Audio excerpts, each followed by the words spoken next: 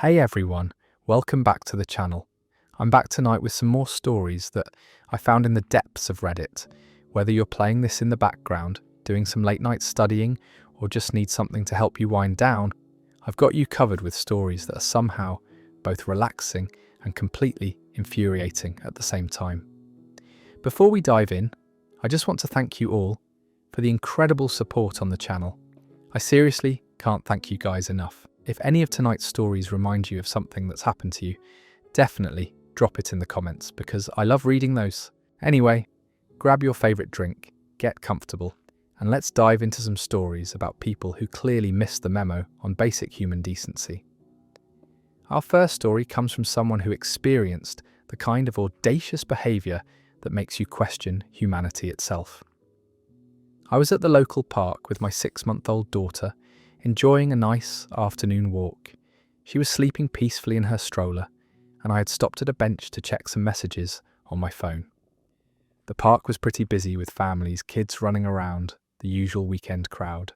This woman, probably in her 30s, was there with what looked like a 2-year-old who was having an absolute meltdown. The kid was screaming, throwing himself on the ground, the whole 9 yards. I felt for her because we've all been there with toddler tantrums, but then something completely bizarre happened. This woman, who I later found out was named Claudia, walked straight over to where I was sitting. Without saying a word to me, she reached into my stroller, picked up my sleeping baby, and started trying to put her screaming toddler in the stroller. I was so shocked that it took me a few seconds to even process what was happening. My baby started crying immediately when she was lifted out, and I jumped up from the bench. "Excuse me, what are you doing?" I asked, reaching for my daughter. Claudia looked at me like I was being unreasonable and said, "I need this stroller more than you do. My son is having a hard time walking today, and your baby can just be carried." I couldn't believe what I was hearing. This stranger had just picked up my child and was trying to take my stroller because it would be more convenient for her. "That's my stroller and my baby," I said, taking my daughter back. "You can't just take other people's things." But Claudia wasn't backing down. She had already managed to get her toddler partially into the stroller and was trying to buckle him in. "Look, I'm a single mum and I'm having a really hard day," she said. "Surely you can understand that. I'll bring it back when we're done with our walk." I was absolutely stunned by her logic. She was acting like borrowing a stroller was the same as borrowing a cup of sugar from a neighbour. Except we weren't neighbours and she hadn't asked permission. "No, you need to take your son out of my stroller right now," I said firmly. "This is not happening." Other parents at the park were starting to notice the commotion. A couple of them started walking over to see what was going on. Claudia finally seemed to realise that she wasn't going to get her way, but instead of apologising, she got angry. "Fine, but you're being really selfish," she said, as she pulled her still screaming toddler out of my stroller. "Some people have real problems, you know." She stormed off with her crying child, leaving me standing there, holding my baby and trying to figure out what had just happened. One of the other parents who had witnessed the whole thing came over and asked if I was okay. She said she'd never seen anything like that before, and honestly, neither had I. I spent the rest of the afternoon thinking about the encounter. I kept wondering what would have happened if I hadn't been sitting right there when she tried to take the stroller. Would she have just walked away with it? Did she really think that was an acceptable way to handle her situation? The whole experience left me feeling violated and confused. I mean, who just takes someone else's baby out of a stroller and tries to replace them with their own child? The level of entitlement was mind-blowing. That story is absolutely insane.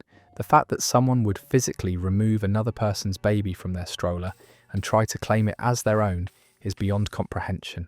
Some people really do live in their own reality, where everyone else exists to serve their convenience. I can't imagine the shock of watching that unfold in real time. Speaking of people who think the world revolves around them, this next story involves a neighbour who took property boundaries as more of a suggestion than a rule. I live in a suburban neighbourhood where most of us have decent-sized yards and try to keep things looking nice. I've spent years working on my garden, planting vegetables, flowers, maintaining the lawn. It's one of my favourite hobbies and a great way to relax after work. My neighbour Samir lives in the house directly behind mine. Our yards are separated by a chain link fence that's about 4 feet high, so we can see into each other's properties pretty easily. He's always been friendly enough. Just your typical neighbour small talk when we run into each other. About 6 months ago, Samir decided to get chickens. He built a coop in his backyard and got about 8 or 10 hens. I didn't mind at first because I figured he'd keep them contained in their coop area, but apparently Samir had different ideas about chicken ownership.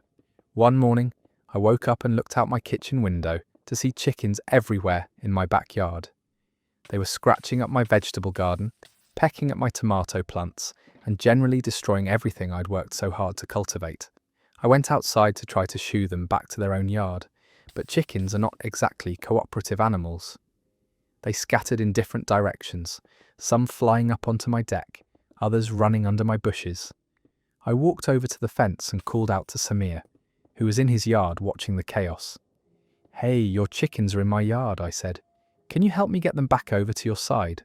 Samir looked at me like I was making an unreasonable request. "Oh, they're fine," he said. "Chickens need fresh air and space to roam around. They'll come back when they're ready." I couldn't believe what I was hearing. His chickens were actively destroying my garden, and he was acting like it was no big deal. "But they're tearing up my plants," I explained. "I've got vegetables growing that they're eating, and they're making a mess of my flower beds." Samir shrugged. "That's just what chickens do. It's natural behaviour. You shouldn't try to interfere with nature." This went on for weeks. Every morning I'd wake up to find chickens in my yard. They'd dig holes in my lawn, eat my vegetables, and leave droppings everywhere. I was spending my weekends trying to repair the damage instead of enjoying my garden. The final straw came when I found chicken eggs hidden all over my property, under bushes, behind my shed, in corners of my deck. Apparently, his hens had decided my yard was a great place to lay eggs. I collected about a dozen eggs and walked over to Samir's house with them. "Your chickens are laying eggs all over my property," I said, holding up the carton. "This has to stop." But Samir's response was even more ridiculous than I expected. "Oh, great, free eggs," he said, reaching for the carton. "Thanks for collecting them. You can keep a few if you want." I pulled the carton back. "No, you don't understand. I don't want chickens or eggs in my yard. You need to keep your chickens on your own property."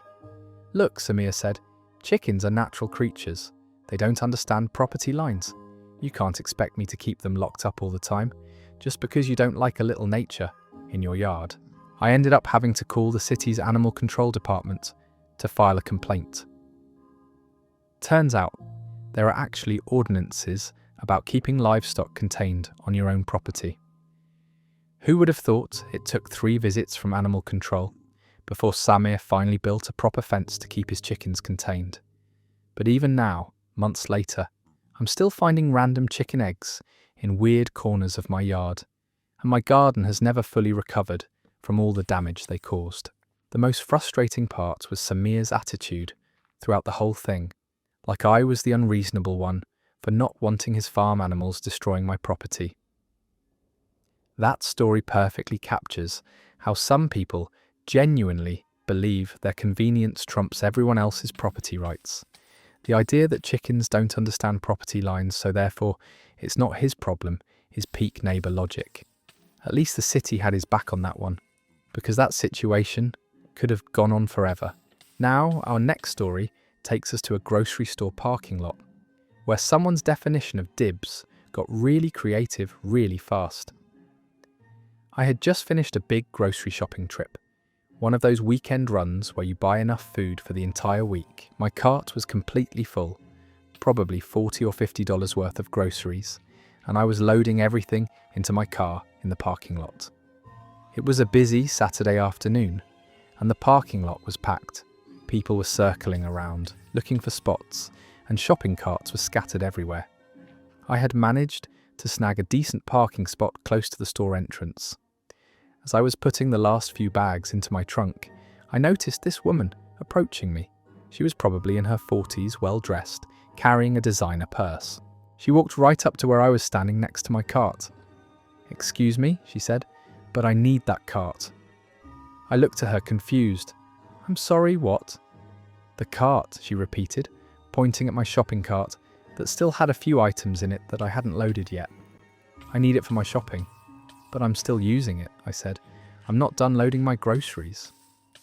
That's when this woman, who I later learned was named Molly, said something that still baffles me to this day. I called dibs on it, she said matter-of-factly. I saw you coming out of the store, and I called dibs on your cart. So technically, it's mine now. I stared at her for a moment, trying to process whether she was joking, but her expression was completely serious. That's not how shopping carts work, I said. I'm currently using this cart to load my groceries. When I'm finished, I'll return it to the store or the cart's return area.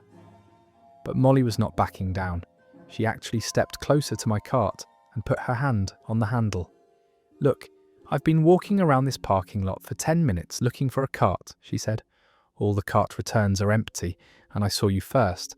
I called dibs fair and square. I couldn't believe I was having this conversation. This grown woman was trying to apply playground rules to grocery shopping. You can't call dibs on someone else's cart while they're actively using it, I explained. Probably more patiently than the situation deserved. There are more carts by the store entrance, if you need one. Those are too far away, Molly complained, and I shouldn't have to walk all the way over there when there's a perfectly good cart right here that I already called dibs on. Other shoppers in the parking lot were starting to notice our conversation. A couple of people slowed down as they walked past, clearly trying to figure out what was going on. I decided to try a different approach. Tell you what, I said, give me 2 minutes to finish loading these last few items, and then the cart is all yours. But Molly shook her head. No, I need it now. I have a lot of shopping to do, and I'm already running late. She actually tried to grab the cart handle and pull it away from me. I held onto it, creating this ridiculous tug-of-war situation in the middle of the parking lot. Mom, you need to let go of my cart, I said firmly. I paid for these groceries, and I have every right to use this cart until I'm finished loading them. A store employee who was collecting carts nearby noticed the commotion and walked over to us. Is everything okay here? He asked. Molly immediately turned to him. This person is refusing to give me the cart that I called dibs on. I was here first. The employee looked confused. I'm sorry, but that's not really how it works. Customers use the carts for their shopping and then return them when they're done. But I called dibs, Molly insisted, like this was a legal argument that would hold up in court. The employee glanced at me, then back at Molly. Mum, there are plenty of carts available by the store entrance. I can walk over and get one for you if you'd like. Finally, Molly seemed to realise that her dibs strategy wasn't going to work. She gave me one last annoyed look and said, Fine, but this is really poor customer service. She walked away muttering something about how people used to be more considerate, leaving me standing there with the store employee, both of us trying not to laugh. I finished loading my groceries and returned the cart to the proper area, half expecting Molly to jump out from behind a car and try to claim it one more time. That story is a perfect example of adult playground logic gone completely wrong. The confidence with which she argued that calling dibs on someone else's shopping cart was a valid claim is honestly impressive. Some people really do think the world operates according to rules they made up in their heads.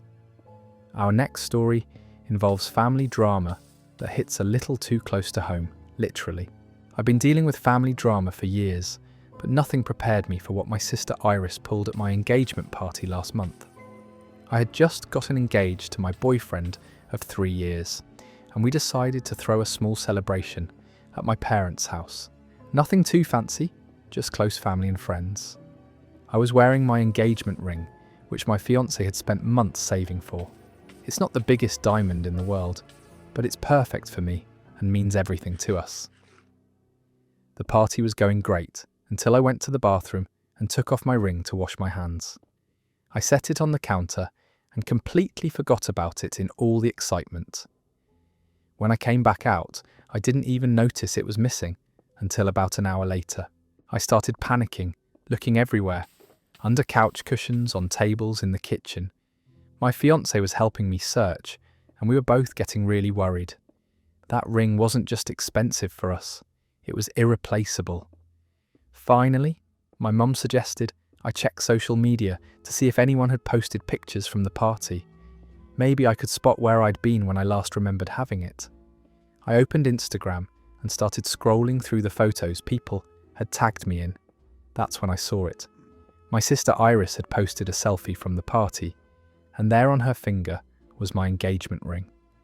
At first I thought maybe it was just a weird coincidence. Maybe she had a similar ring. But when I looked closer, I could see the tiny inscription inside the band that was unique to mine. I found Iris in the kitchen and pulled her aside. "Iris, are you wearing my engagement ring?" I asked quietly. She looked down at her hand like she'd forgotten it was there. "Oh, this? Yeah, I found it in the bathroom. I was going to give it back to you, but then I thought it looked so good with my outfit that I'd just wear it for the photos." I couldn't believe what I was hearing. She had found my engagement ring and decided to wear it as an accessory. "It's my engagement ring, Iris, from my engagement party. You can't just wear other people's jewellery without asking." But Iris didn't seem to understand why I was upset. "I was being helpful," she said. "I kept it safe for you, and now I'm giving it back. What's the big deal?" "The big deal is that you wore my engagement ring in photos that are now posted online. People are going to think you're engaged." Iris shrugged. "So, it's just a ring. You'll get it back." But that wasn't the point. The ring symbolised my relationship, my engagement, my future with my fiancé. Having my sister wear it casually for social media photos felt like a violation of something really sacred to me. "I need you to take it off right now," I said. Iris rolled her eyes but finally slipped the ring off her finger. "You're being way too dramatic about this. It's not like I was trying to steal it or anything." She handed me the ring and walked away like nothing had happened, leaving me standing there feeling completely violated. The worst part was that several people at the party had seen her wearing it and asked her about it. She'd apparently been showing it off, letting people think she was the one who'd gotten engaged. I spent the rest of my own engagement party feeling uncomfortable and upset instead of celebrating one of the happiest moments of my life. Later, when I confronted Iris about the whole thing, she maintained that she hadn't done anything wrong. She said she was just trying to keep the ring safe and that wearing it was no different from trying on clothes at a store. The comparison was so ridiculous that I didn't even know how to respond. You don't try on other people's engagement rings without permission, especially not at their engagement party. That story's over. The casual way she treated someone else's engagement ring like a fashion accessory is mind-blowing. Some people really have no concept of boundaries or sentimental value. The fact that she let people think she was the one engaged makes it even worse. Moving on to property drama that literally flowed into my monthly bills, this next story involves a neighbour who had some very creative ideas about water usage. I live in a house with a decent-sized front and backyard. I've always taken pride in maintaining my lawn and garden, and part of that routine involves using my garden hose for watering plants and washing my car. My neighbour Travis lives in the house next door, and we've always had a cordial relationship. He moved in about 2 years ago with his family, and they seemed like normal, considerate neighbours.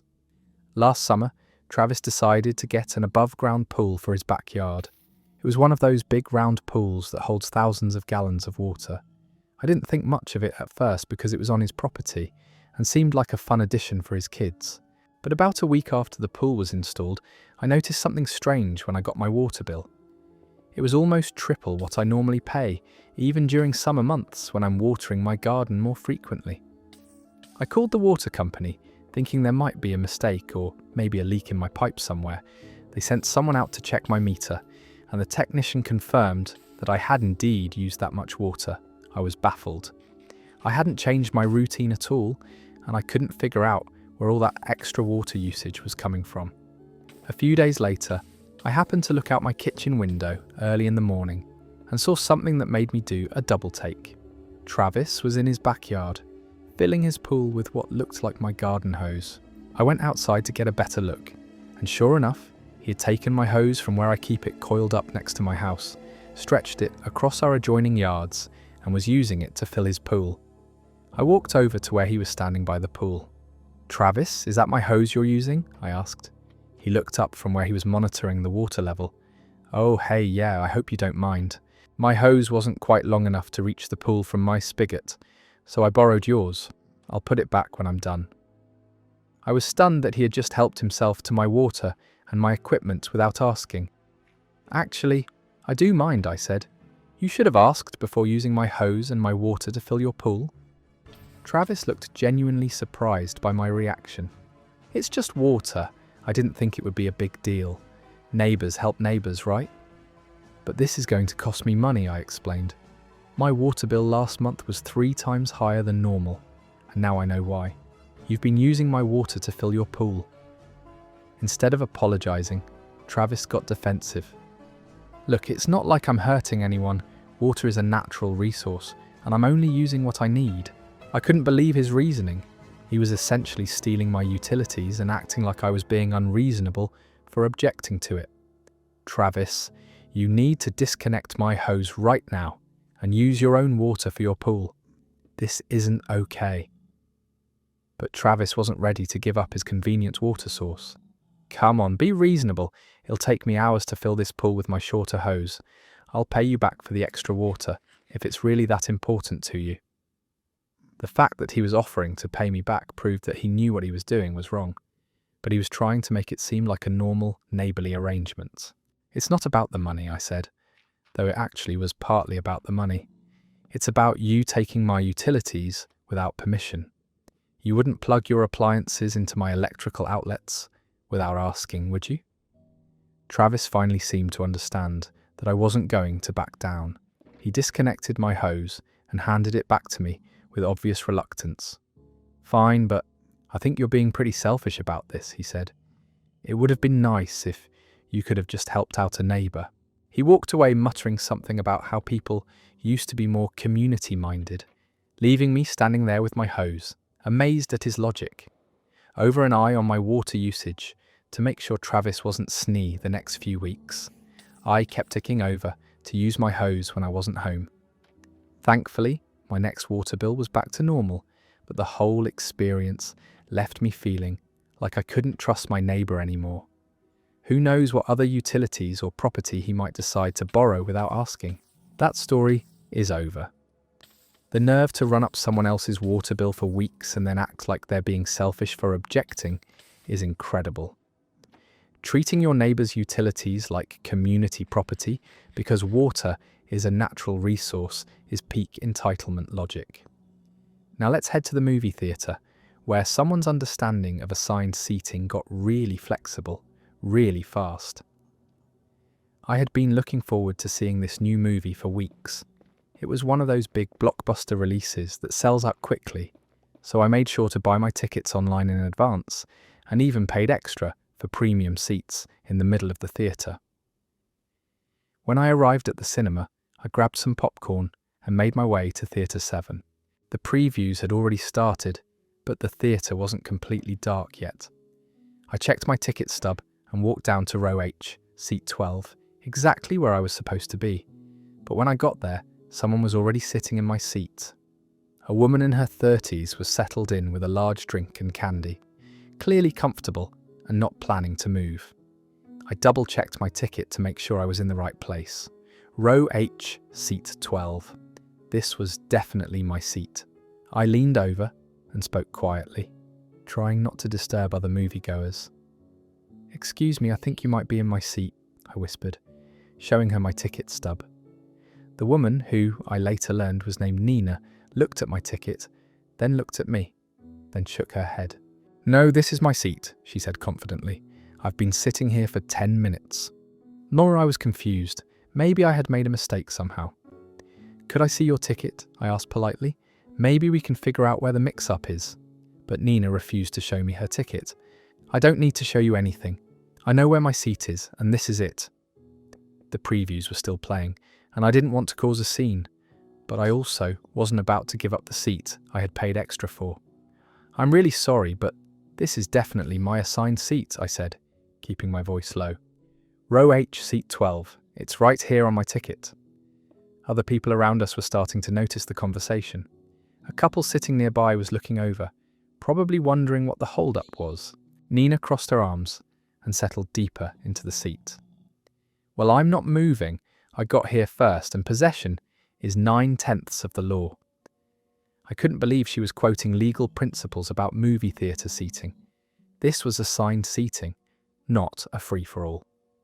Mom, that's not how movie theatres work, I explained. These are assigned seats. Everyone has a specific seat number on their ticket. But Nina was doubling down on her position. Look, I've been coming to this theatre for years, and I always sit in this general area. I don't pay attention to the specific seat numbers, because it doesn't really matter as long as you're in the right section. It's Wishma, that logic made no sense at all. If seat numbers didn't matter, why would the theatre bother printing them on tickets and charging different prices for different locations? By now, the previews were ending and the movie was about to start. I really didn't want to miss the beginning, but I also wasn't going to stand for the entire 2-hour movie. I decided to get an usher to help resolve the situation. I walked back up the aisle and found a theatre employee in the lobby. I'm having a seating issue, I explained. Someone is sitting in my assigned seat and refusing to move. The usher, a teenager who looked like he dealt with this kind of thing regularly, followed me back into the theatre. When we got to row H, the usher turned on a small flashlight and asked to see both of our tickets. I handed mine over immediately. Nina reluctantly produced her ticket stub, probably realising she was about to be caught in whatever mistake she'd made. The usher looked at both tickets under his flashlight, then looked up at Nina. "Ma'am, your ticket is for row K, seat 8, he said politely. "This gentleman is in the correct seat." Nina looked at her ticket, as if seeing it for the first time, then looked around the theatre like she was trying to figure out where row K was located. "But I like this seat better," she said to the usher. "Row K is too far back. Can't I just stay here?" The usher shook his head. "I'm sorry, but these are assigned seats. You'll need to move to your ticketed location." Finally, Nina gathered up her drink and candy and stood up, but not without making her displeasure known. "This is ridiculous," she muttered, loud enough for everyone around us to hear. Movie theatres used to be more flexible about seating. She shuffled off toward the back of the theatre, leaving me to finally settle into the seat I'd paid for. The usher apologised for the inconvenience and wished me a good movie before heading back to the lobby. I spent the first few minutes of the film trying to shake off the awkwardness of the whole situation, but eventually got lost in the story. During the credits, I noticed Nina walking past my row on her way out. She gave me a look that suggested she still thought I was the unreasonable one in the whole situation. That story is over. The confidence to argue that possession is 9/10 of the law in a movie theatre with assigned seating is genuinely impressive. Some people really think they can just declare their own rules and expect everyone else to go along with it. Our next tale takes us into the realm of unexpected house guests, specifically the 8-legged variety. I had been looking forward to a peaceful evening at home when my friend Leo called and asked if he could swing by to hang out. We'd known each other since college, and he was usually pretty good company. I told him sure, come on over. About an hour later, Leo showed up at my door with what looked like a small travel carrier in his hands. I assumed it was maybe some food he'd brought to share or something he needed to drop off. "Hey man, thanks for letting me come over," he said as I let him into the house. "I brought someone I wanted you to meet." I figured he was talking about a new girlfriend or maybe a friend from work, but when we got to my kitchen, Leo set down the carrier on my counter and opened the lid. Out crawled the biggest, hairiest spider I'd ever seen outside of a zoo. It was easily the size of my palm, with thick black legs and this fuzzy body that made my skin crawl just looking at it. "Meet Rosalind," Leo said proudly, like he was introducing me to his child. "She's a Chilean rose tarantula. Isn't she beautiful?" I backed away from the counter immediately. I'm not particularly afraid of spiders, but having one that size loose in my kitchen was not something I was prepared for. "Leo, what is that thing doing in my house?" I asked, trying to keep my voice calm. "I thought it would be fun for you to meet her," he said, completely oblivious to my discomfort. She's really gentle. You can even hold her if you want. The spider was now exploring my kitchen counter, walking dangerously close to where I keep my coffee maker and other appliances. I really need you to put that back in the carrier, I said. I wasn't expecting you to bring a pet over, especially not a giant spider. But Leo seemed confused by my reaction. Why, she's harmless. Tarantulas are actually great pets, much easier to take care of than dogs or cats. That's not the point, I explained. You should have asked before bringing it into my house. Some people aren't comfortable with spiders. Leo laughed like I was being silly. Come on, don't be such a baby about it. She's just exploring. Look how curious she is about your kitchen. The spider had now made its way over to my fruit bowl and was investigating my bananas. I could feel my anxiety rising with every step it took. Leo, I'm serious. Please put it back in the carrier right now. But instead of complying, Leo tried to encourage me to interact with the spider. Just touch one of her legs. You'll see how soft her hair is. It's actually really soothing. I absolutely did not want to touch the spider's leg or experience how soft its hair was. No, thank you, I said firmly, and I need you to contain it before it gets somewhere I can't reach it. Leo finally seemed to realize that I wasn't going to warm up to his pet. Fine, but you're really missing out. Rosalind is super social for a tarantula. He gently coaxed the spider back into the carrier and closed the lid. But for the rest of his visit, I kept glancing at the carrier nervously, half expecting the spider to somehow escape and reappear on my furniture. After Leo left, I spent the next hour checking every corner of my kitchen to make sure the spider hadn't left any surprises behind. That story is over. The casual way he released a dinner plate-sized spider onto someone's kitchen counter like it was a normal social introduction is absolutely wild. Some people really don't understand that pets require consent from everyone involved, especially when they have 8 legs and fangs. Speaking of neighbours who make questionable decisions about shared property lines, this next story involves someone who took backyard fire safety as more of a guideline than a rule. My neighbour Gwen moved in about a year ago, and for the most part, we've gotten along fine. She keeps her yard neat, doesn't throw loud parties, pretty standard neighbour behaviour. Our properties share a back fence that's made of wood and probably 20 years old, but it's held up well and provides good privacy for both our yards. Last month, Gwen decided she wanted to install a fire pit in her backyard. I thought it was a great idea, since fire pits can be really nice for entertaining and relaxing in the evenings. I even mentioned to her that I'd been thinking about getting one myself. But when the fire pit was delivered and installed, I realised Gwen had some interesting ideas about proper placement. She had positioned it exactly 3 feet from our shared wooden fence.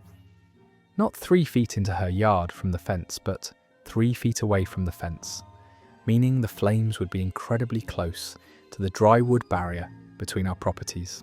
I walked over to the fence line and called out to Gwen, who was in her yard admiring her new purchase. Hey Gwen, congratulations on the fire pit, I said. It looks great. I was just wondering if you'd considered moving it a little further from the fence. I'm a bit worried about the proximity to all this dry wood. Gwen looked at the fire pit, then at the fence, then back at me, like she didn't see what the problem was. It's fine, she said dismissively. Fire pits are designed to be safe. The flames don't get that high. But I could see from where I was standing that any decent fire in that pit would send flames and sparks directly toward the wooden fence posts. I understand that fire pits are designed to be safe, I said, but most safety guidelines recommend keeping them at least 10 feet away from any structures or fences. This looks like it's only 3 feet away. Gwen crossed her arms and got defensive. I checked with the store when I bought it, and they said it would be fine. Besides, this is the only spot in my yard where it fits with my patio furniture arrangement. I tried a different approach. I'm just concerned about both our properties. If that fence caught fire, it could spread to both our houses. But Gwen seemed convinced that I was overreacting. You worry too much. I'm not going to build massive bonfires or anything. Just small cozy fires for ambience. That weekend, Gwen had her first fire pit gathering. I could see the flames from my kitchen window, and they were definitely higher than she had predicted. Orange sparks were flying in all directions, and several landed on the fence posts. I went outside and could smell wood smoke, much stronger than seemed normal for a small cosy fire. "Gwen," I called over the fence, "the sparks are landing on the fence. I think the fire might be too big for that location." I could hear her guests on the other side of the fence, but Gwen herself came over to talk to me. "Everything's under control," she said. "I've got a hose right here if anything happens." But having a hose nearby didn't address the fundamental problem of the fire pit being way too close to flammable materials. The next morning, I walked outside and saw several scorch marks on the fence posts closest to her fire pit. The wood was charred and blackened in spots where sparks had landed. I took photos of the damage and called Gwen to discuss the situation. "I can see burn marks on our shared fence from your fire pit," I told her. "This is exactly what I was worried about." Gwen's response was to minimize the damage. "Those are just small marks. They don't affect the structural integrity of the fence." "But they show that the fire is too close to the fence," I explained. "Next time, the wind could be different, or the fire could be bigger, and we could have a real problem." I ended up having to call the city's fire department to ask about regulations for backyard fire pits. It turns out there are indeed requirements about distance from property lines and structures, and Gwen's setup was definitely not in compliance. When the fire inspector came out to look at the situation, he immediately told Gwen that the fire pit needed to be moved at least 8 feet further from the fence. Gwen was not happy about having to rearrange her patio furniture setup, but she finally moved the fire pit to a safer location. She still gives me cold looks over the fence sometimes, like I was the unreasonable one for not wanting our shared property to become a fire hazard. That story is over. Installing a fire pit 3 feet from a wooden fence and then acting surprised when it starts charring the wood is peak neighbour logic. Some people really think safety regulations are just suggestions that don't apply to their specific situation. Our next story takes us to a children's birthday party where someone's understanding of cake ownership got really creative. I was throwing a birthday party for my 7-year-old daughter at our local park. It was a beautiful Saturday afternoon, and I'd spent the morning setting up decorations, organising games, and making sure everything was perfect for her special day. The centerpiece of the whole celebration was this amazing custom cake I'd ordered from a local bakery. It was decorated with my daughter's favourite cartoon characters and had her name written in bright pink frosting. I'd picked it up that morning and carefully transported it to the park in a special cake carrier. About halfway through the party, while the kids were playing on the playground equipment, I noticed this man approaching our picnic area. He was probably in his 40s, well dressed, walking with purpose like he belonged there. He walked straight up to the table where I had the cake displayed and picked up the entire cake carrier. "Perfect timing," he said to me with a big smile. "Thanks so much for picking this up. I was worried I was going to be late." I stared at him in confusion. "I'm sorry, what are you talking about?" The man, who I later learned was named Andre, looked at me like I was being slow to understand something obvious. "The cake," he said, gesturing to the carrier in his hands. "I ordered this for my daughter's party. I'm Andre Martinez. I called the bakery this morning to see if someone could pick it up for me, since I was running behind." I couldn't believe what I was hearing. This stranger was trying to walk away with my daughter's birthday cake, claiming he had ordered it.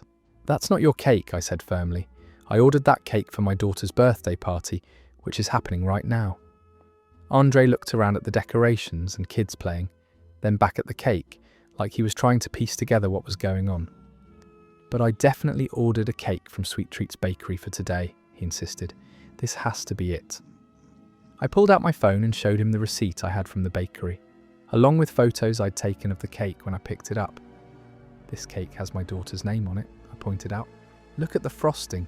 It says, 'Happy Birthday, Emma.'" Andre leaned closer to examine the cake through the clear carrier lid. Sure enough, there was my daughter's name, written in pink frosting, along with her age and favourite characters. But instead of apologizing and admitting his mistake, Andre doubled down on his claim. "Well, maybe there was a mix-up at the bakery," he said, "but I still need a cake for my daughter's party, and this one will work fine. I can just scrape off the name and write a new one." I was absolutely stunned. This man was suggesting that he could just modify my daughter's custom birthday cake to use for his own child's party. "You cannot take my daughter's birthday cake," I said, reaching for the carrier. "You need to call the bakery and figure out where your cake is." But Andre pulled the carrier away from me. "Look, your party is already happening. The kids are playing, everyone's having fun. My party doesn't start for another hour, and I've got 20 kids coming who are expecting cake." The logic was breathtaking. He was essentially arguing that his need for a cake was more urgent than my daughter's right to have her own birthday cake at her own birthday party. Other parents at the party were starting to notice the commotion. A couple of dads walked over to see what was happening. "Is everything okay here?" one of them asked. I quickly explained the situation. "This man is trying to take my daughter's birthday cake, claiming it's his." Andre turned to the other parents, like they might take his side. "There was obviously a mix-up at the bakery. I'm just trying to find a reasonable solution that works for everyone." But the other parents looked at him like he'd lost his mind. One of the mums stepped forward. "Sir, you can't take someone else's child's birthday cake," she said firmly. "That's not a reasonable solution to anything." Finally, Andre seemed to realize that he wasn't going to win this battle. He set the cake carrier back down on the table, but not without making his displeasure known. "This is really poor customer service from the bakery," he muttered. "They should have called me if there was going to be a delay." He walked away, presumably to call the bakery and figure out what had happened to his actual cake order. I spent the next few minutes making sure the cake was still intact and hadn't been damaged during Andre's attempted theft. My daughter never knew how close she came to losing her birthday cake to a complete stranger who thought he could just scrape off her name and make it work for his own party. That story is over. The confidence to walk up to someone else's birthday party and try to commandeer their custom cake because you need one too is absolutely incredible. Suggesting he could just scrape off a child's name and make it work for his party takes entitlement to a whole new level. Now, let's venture into family territory, where someone's idea of pet care took a very unexpected turn during what was supposed to be a relaxing vacation. I had been planning a week-long vacation to visit my college roommates in Colorado for months. It was going to be my first real break in over a year, and I was really looking forward to some mountain hiking and catching up with old friends. The only complication was figuring out what to do with my dog, Buster. He's a 4-year-old golden retriever mix, and he's basically my best friend. I'd adopted him from a rescue shelter 2 years ago, and we've been inseparable ever since. I asked my cousin Clint if he could dog sit for the week. Clint lives about 20 minutes away, has a big backyard, and has always seemed to like Buster when he comes over for family gatherings. He immediately agreed and said it would be fun to have a dog around for a few days. I dropped Buster off at Clint's house the morning of my flight, along with his food, toys, leash, and detailed instructions about his routine. Clint seemed excited to have him and promised to take good care of my boy. The vacation was amazing. Colorado was beautiful. I got to reconnect with my friend, and for the first time in months, I felt completely relaxed and stress-free. But when I called Clint on Thursday to check on Buster, something in his voice seemed off. "Oh yeah, Buster's doing great," he said, but he sounded evasive. He's adjusting really well to his new situation. I didn't think much of the word choice at the time. Dogs do need to adjust when they're staying somewhere new. When I landed back home on Sunday evening, I called Clint to arrange picking up Buster. That's when he dropped the bomb. "Actually, we need to talk about Buster," Clint said. "I found him a new family." For a moment, I thought I'd misheard him. "What do you mean, you found him a new family?" Clint launched into this explanation about how he'd been thinking about my lifestyle and decided that I wasn't providing the best home for Buster. "You work long hours, you live in an apartment, you don't have a yard," he said. "Buster deserves better than that. So I found this great family with kids and a big yard who are looking for a dog exactly like him. I couldn't process what I was hearing. My cousin had given away my dog to strangers while I was on vacation. "Clint, where is Buster right now?" I asked, trying to keep my voice steady. "He's with the Morrison family," Clint said. "They live about an hour north of here. They have 2 kids who absolutely love him, and he's got 5 acres to run around on. He's much happier there." I was beyond furious. "You gave away my dog without asking me, while I was on vacation?" But Clint seemed to think he'd done me a favour.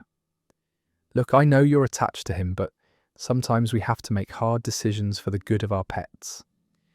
Buster is going to have a much better life with this family." I couldn't believe the presumption. Clint had taken it upon himself to decide what was best for my dog and my life without any input from me. "I want his address," I said. "I'm going to get my dog back right now." Clint hesitated. "I don't think that's a good idea. He's already bonding with the kids. It would be cruel to take him away from them now." I spent the next hour on the phone, demanding the Morrison family's contact information and threatening to call the police if Clint didn't cooperate. Finally, he gave me their address, but not before lecturing me about how I was being selfish and putting my own feelings ahead of what was best for Buster. I drove straight to the Morrison house that night. When I explained the situation to them, they were mortified. They had no idea that Clint didn't have the right to give away the dog. They thought he was a family member who had been asked to rehome a pet due to changed circumstances. The Morrisons were actually really nice people, and their kids had indeed fallen in love with Buster in the few days he'd been there. But they completely understood that he wasn't theirs to keep and helped me load him into my car. Buster was ecstatic to see me and seemed perfectly happy to come home to his regular life in my apartment. When I confronted Clint later, he maintained that he'd been trying to do the right thing. He said he'd been watching how Buster interacted with the Morrison kids and truly believed the dog would be happier there. I haven't spoken to Clint since then, and I definitely won't be asking him to pet sit ever again. That story is over. The sheer audacity of deciding someone else's living situation isn't good enough for their pet and just giving it away to strangers is mind-boggling. Some family members really think love gives them the right to make life-altering decisions for you while you're out of town. Let's shift gears to a gas station encounter where someone's understanding of first come, first served got really aggressive, really fast. I had just finished filling up my car at a busy gas station on a Friday afternoon when I noticed someone pulling up very aggressively behind me. The pump had clicked off, I was putting the nozzle back, and I was about to get my receipt when this woman in a white SUV practically slammed on her brakes right next to my car. Before I could even process what was happening, she jumped out of her vehicle and walked straight toward my gas pump. I was still standing right there, literally reaching for my receipt, when she grabbed the pump handle that I had just finished using. "Excuse me, I'm not done here," I said, pointing to the fact that I was still completing my transaction. The woman, who I later learned was named Ivy, looked at me like I was being unreasonable. "You're done pumping gas," she said. "I need this pump now." I was baffled by her logic. "But I'm still getting my receipt and I haven't moved my car yet. There are other pumps available." Ivy glanced around the gas station and saw that there were indeed several empty pumps, but apparently none of them met her standards. "Those pumps are too far from the store," she said. "I want this one because it's convenient." The convenience factor didn't change the fact that I was literally still using the pump space. My car was positioned right there. I hadn't gotten back in it yet, and the transaction wasn't complete. "Ma'am, you can't just take over a pump while someone is still using it," I explained. "I'll be out of your way in 30 seconds. But Ivy was not interested in waiting 30 seconds. She actually tried to squeeze her SUV into the narrow space between my car and the pump, even though there wasn't nearly enough room. "I'm in a hurry," she announced, as if that gave her the right to bypass basic gas station etiquette. Some of us have places to be. I was amazed by her assumption that her schedule was more important than basic courtesy. She was literally trying to force me out of a space I was actively occupying. "Everyone here has places to be," I pointed out. "That doesn't mean you can cut in line or take over someone else's pump." Ivy rolled her eyes and made this dramatic gesture like I was wasting her precious time. Fine, but hurry up, she said, tapping her foot impatiently. I don't have all day. I took my receipt, got back in my car, and drove away, leaving Ivy to finally use the pump she'd been so desperate to claim. As I was leaving, I saw her struggling to maneuver her oversized SUV into the pump space properly, which probably took longer than if she'd just waited for me to finish or used one of the other available pumps.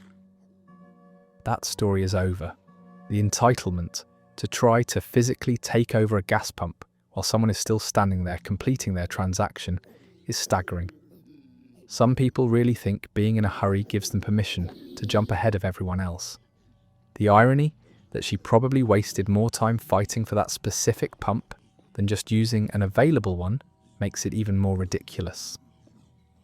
Speaking of neighbours with boundary issues, this next story involves someone who decided my driveway was the perfect place for their home security project. I live in a suburban neighbourhood where most of the driveways are pretty close together, but everyone has their own clearly defined property lines. I've been in my house for about 5 years, and I've never had any issues with neighbours or property disputes. My neighbour Miles moved in about 8 months ago, and he's always been really focused on home security. He installed cameras, motion sensors, upgraded locks, the whole 9 yards. I didn't think much of it because everyone has the right to secure their property however they see fit. But last month, Miles took his security obsession to a new level that directly affected my ability to use my own driveway. I came home from work one evening to find a large wooden gate installed across the entrance to my driveway. Not Miles' driveway, my driveway. The gate was clearly new, with fresh wood and shiny hinges, and it had a heavy-duty padlock securing it shut. I parked on the street and walked over to examine this mysterious gate that had appeared on my property. There was no note, no explanation, nothing to indicate why someone had blocked my access to my own driveway. I knocked on Miles' door to ask if he knew anything about the gate situation. "Oh yeah, I installed that," Miles said casually, like it was the most normal thing in the world. "It's for security purposes." I stared at him, waiting for him to explain how blocking my driveway improved anyone's security. "Miles, that's my driveway," I said. "You can't install gates on other people's property." But Miles had a different perspective on property boundaries. "The gate is actually on the property line," he explained. "I measured it carefully, and it improves security for both our houses by controlling access to this area." I couldn't believe what I was hearing. Even if the gate was technically on the property line, which I doubted, it was completely blocking my ability to park in my own driveway. "But I can't get to my garage," I pointed out. "My car is parked on the street because your gate is locked." Miles nodded like he'd anticipated this concern. "I can give you a key to the padlock," he offered. "That way, you can still access your driveway when you need to." The generosity was overwhelming. He was offering to give me a key to access my own property. "Miles, you can't install gates on other people's driveways and then offer them keys as a favour," I explained. "This gate needs to come down." But Miles was convinced that his security upgrade was benefiting the entire neighbourhood. "Property crime has been increasing in this area," he said. "This gate will deter criminals from using our driveways as escape routes." I'd never heard of criminals using residential driveways as escape routes. But even if that was a real concern, the solution wasn't to block neighbours' access to their own property. "If you're concerned about security, you can install a gate on your own driveway," I suggested, "but you can't block mine." Miles looked genuinely confused by my objection, but that wouldn't be as effective. The gate needs to control access to the whole area to work properly. I ended up having to call the city's code enforcement office to report the unauthorized gate installation. It turns out there are regulations about blocking access to driveways, and Miles' security improvement was definitely not compliant. The code enforcement officer came out the next day and ordered Miles to remove the gate within 48 hours or face fines. Miles was not happy about having to dismantle his security project. He complained to several other neighbours about how property crime was going to increase without his gate system, but I finally got my driveway back, and I no longer had to park on the street, because my neighbour decided to improve security by locking me out of my own property.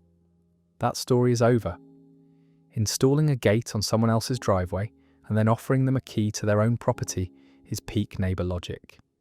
The fact that he genuinely thought blocking access to improve security was helping everyone shows how some people can rationalise absolutely anything. Our next tale takes us to a shopping mall where someone's approach to retail exchange got really hands-on really fast. I had spent the afternoon shopping at the mall, hitting several stores and picking up some things I'd been needing for work. By the time I was ready to leave, I had about 4 or 5 shopping bags from different stores. Nothing too extravagant, just clothes and a few household items. I was walking toward the exit when this woman approached me near the food court. She was probably in her late 20s, carrying what looks like 2 shopping bags of her own. "Excuse me," she said, stopping directly in front of me. "I really like what you bought. Would you be interested in trading?" I looked at her confused. "Trading what?" The woman, who I later learned was named Tara, gestured to the shopping bags I was carrying. "Your stuff for my stuff," she said, like it was a normal request. "I went shopping today too, but I like what you picked out better than what I got." I couldn't believe she was seriously suggesting that we swap our entire shopping hauls like we were trading lunch items in elementary school. "I'm sorry, but I'm not interested in trading," I said politely. "I bought these things because I need them." But Tara wasn't deterred by my lack of enthusiasm for her proposal. "Come on, just take a look at what I got," she insisted, holding up her bags. "I spent almost $300. I bet it's way more than you spent." The amount of money she'd spent didn't change the fact that I had bought specific items for specific reasons and had no interest in whatever random things she'd purchased. "I really don't want to trade," I said, trying to step around her to continue toward the exit. But Tara moved to block my path. "You haven't even looked at what I'm offering," she complained. "How do you know you don't want it if you won't even look?" I was getting uncomfortable with how persistent she was being about this bizarre trading scheme. "Because I bought the things I wanted," I explained. "I don't need to see what you bought because I already have what I came for." That's when Tara tried a different approach.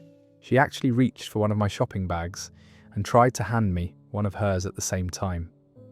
"Just try it," she said, attempting to physically make the trade happen whether I agreed to it or not. I pulled my bags away from her immediately. "Please don't touch my things. I'm not trading with you." But Tara was becoming more insistent.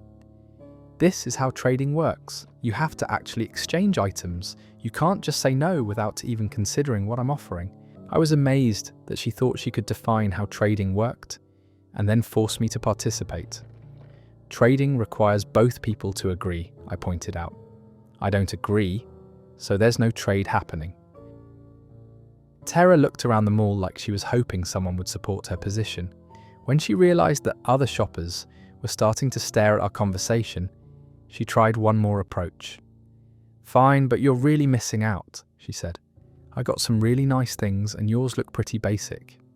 The insult about my purchases was apparently her closing argument for why I should trade my basic items for her superior shopping choices. I walked away while she was still talking about how I was making a mistake by not taking advantage of her generous offer. As I was leaving the mall, I saw Tara approaching another shopper with bags, presumably trying to find someone more willing to participate in her retail exchange program. That story is over.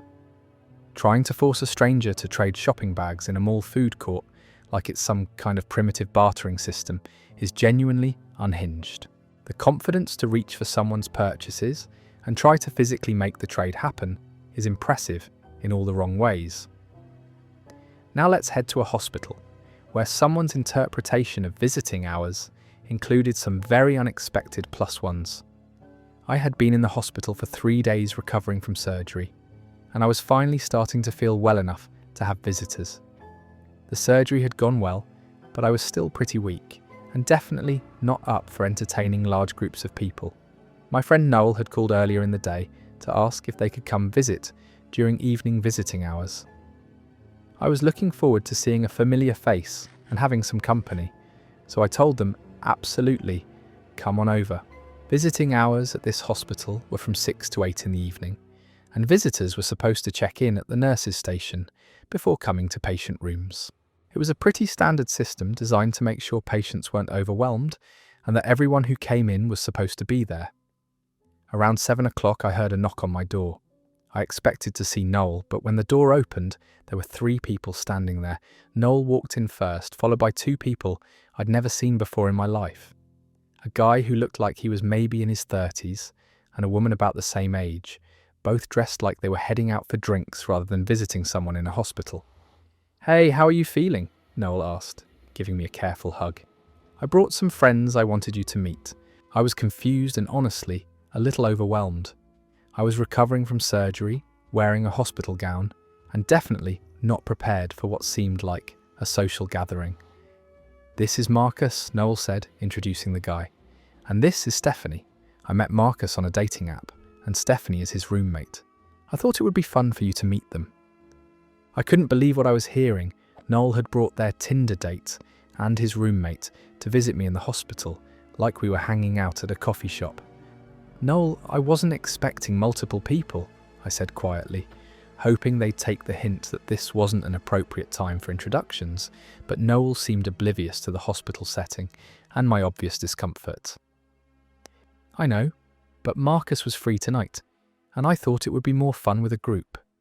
Plus, Stephanie has some great stories about her job that I thought you'd enjoy." The strangers were now settling into the chairs in my room, like they were planning to stay for a while. Marcus had even brought what looked like takeout food, and Stephanie was asking if I minded if she put her feet up on the bed. "Actually, I'm feeling pretty tired," I said, which was completely true. "Maybe we could do this another time, when I'm feeling better." But Noel interpreted my fatigue as just needing some entertainment to perk up. That's exactly why I brought company. Marcus is hilarious, and Stephanie has been telling us about her dating disasters all week. I watched in disbelief as these 3 people made themselves comfortable in my hospital room, unpacking food and launching into casual conversation like we were at a party. A nurse came in to check on me and looked surprised to see 3 visitors in the room. "Is everything okay in here?" she asked, clearly noting that I looked overwhelmed. "Actually, I think I need to rest," I told the nurse, hoping she'd help me politely end this impromptu social gathering. The nurse took the hint immediately. "Visiting hours are almost over anyway," she announced to the group. "The patient needs rest for recovery." Finally, Noel and the strangers gathered their things and prepared to leave, but not before Noel suggested they all come back tomorrow to continue getting acquainted. After they left, the nurse came back to check if I was okay. She said in 20 years of nursing, she'd never seen someone bring dating app matches to visit a surgery patient. That story is over. Using a hospital visit as an opportunity to introduce your recovering friend to your Tinder date is absolutely wild. The complete lack of awareness about appropriate visiting behaviour while someone is literally in a medical recovery situation is mind-boggling. Speaking of people who redefine property ownership, this next story involves a neighbour who decided shared postal services meant shared everything. I live in a house that has a standard mailbox at the end of my driveway, the kind that sits on a post with my house number clearly displayed. I've been getting mail delivered there for over 3 years without any issues or confusion. My neighbour Becky moved into the house next door about 6 months ago. She has her own mailbox about 20 feet away from mine, also clearly marked with her house number. The whole street is set up the same way, with individual mailboxes for each property. Last week I noticed something strange when I went to get my mail. There was a piece of tape over my name on the mailbox, and someone had written Becky and Martin Household in black marker over the tape. I pulled off the tape and threw it away, figuring it was some kind of mistake or maybe a prank. But the next day, the tape was back, along with a handwritten note that said, "Shared mailbox, both families." I walked over to Becky's house to ask what was going on with the mailbox situation. "Oh, I'm glad you noticed," Becky said when I explained why I was there. "I talked to the mail carrier and we're going to share your mailbox now. It's more efficient." I stared at her, trying to process what she'd just said. "What do you mean, share my mailbox?" Becky explained her logic like it was completely reasonable. "Your mailbox is closer to the street, so it's easier for the mail carrier to reach. Instead of them having to walk to both our mailboxes, they can just put all our mail in yours. The efficiency argument didn't address the fundamental problem that it was my mailbox, not a community resource. But that's my mailbox, I said. It's connected to my address and my postal service. Becky waved off my concerns. Mail is mail. It doesn't matter which box it goes in, as long as we both get our letters and packages. I couldn't believe she thought postal delivery worked like a neighborhood bulletin board, where everyone just grabbed whatever belonged to them. Becky, you have your own mailbox right there, I pointed out, gesturing to her perfectly functional mailbox 20 feet away. The mail carrier can reach it just fine. But Becky had apparently put a lot of thought into this mailbox consolidation plan. Actually, I'm thinking of converting my mailbox into a planter, she said, since we won't be needing 2 mailboxes anymore. The presumption was staggering. She'd unilaterally decided that we were sharing postal services and was already making plans to repurpose her own mailbox. We're not sharing mailboxes, I said firmly. You need to use your own mailbox for your mail. Becky looked surprised by my resistance to her efficiency improvement, but I already told the mail carrier about the new arrangement. He said it was fine with him.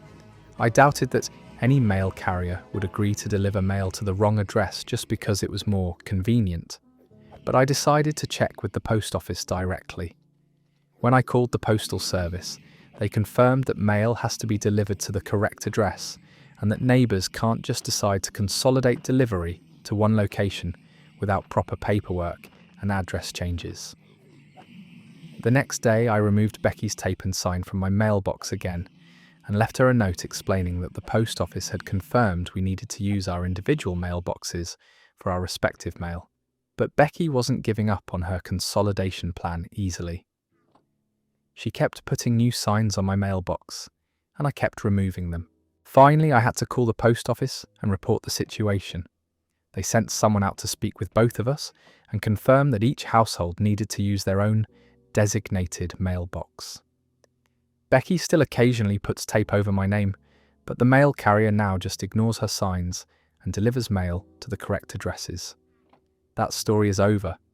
Deciding to take over someone else's mailbox for efficiency reasons and then planning to turn your own into a planter is peak neighbour logic.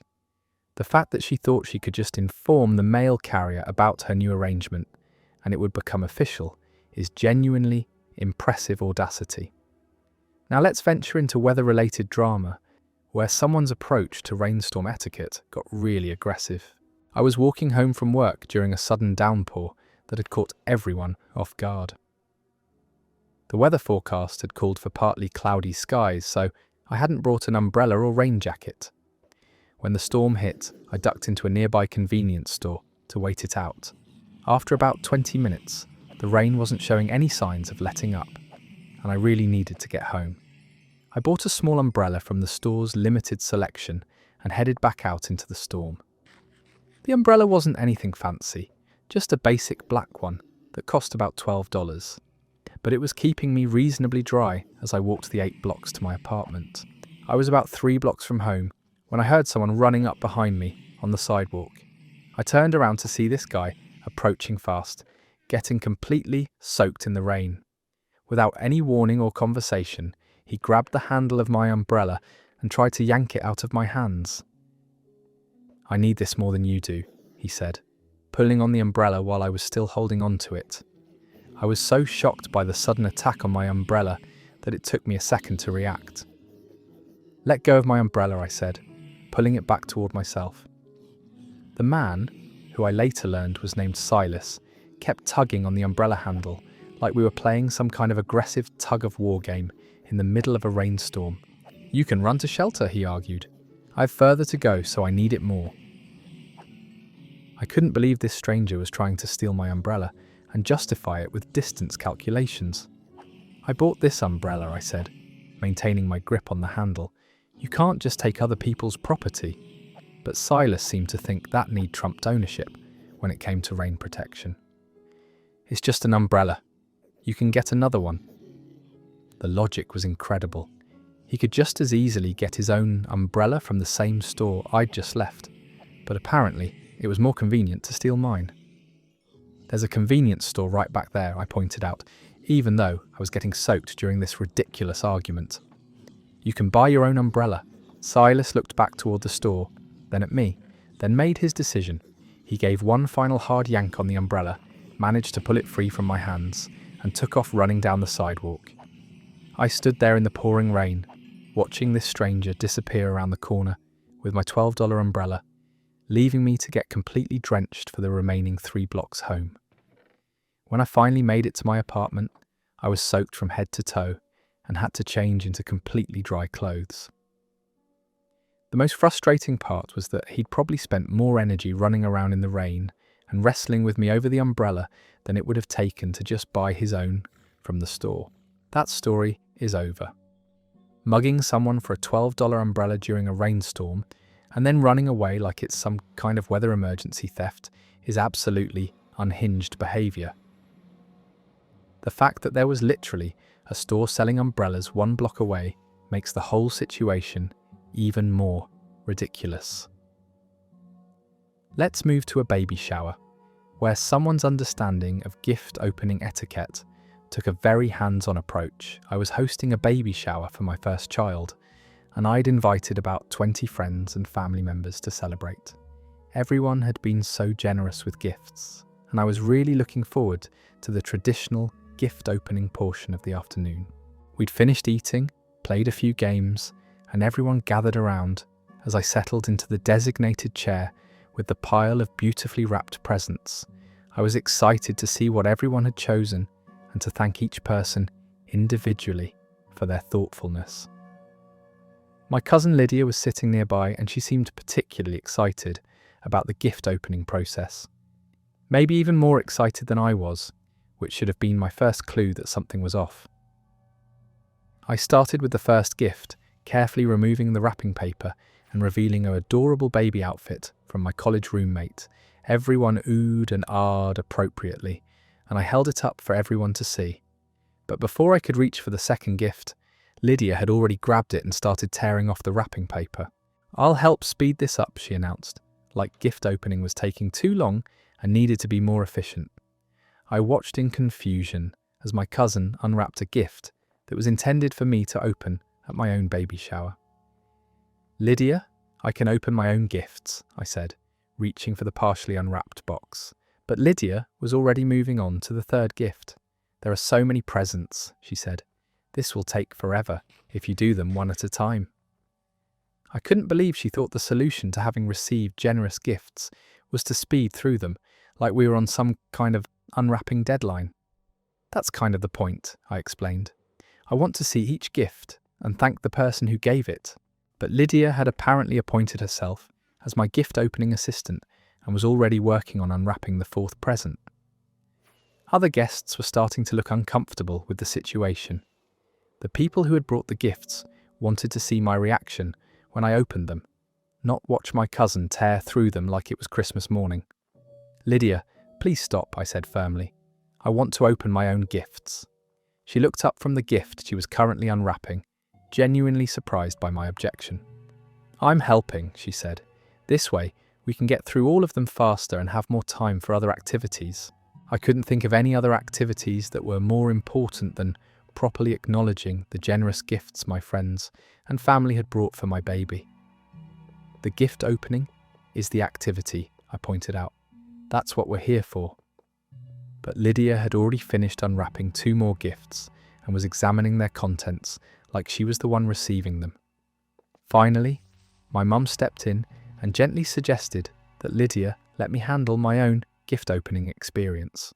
"But I was just trying to help," Lydia protested, like she'd been providing a valuable service that was being unappreciated.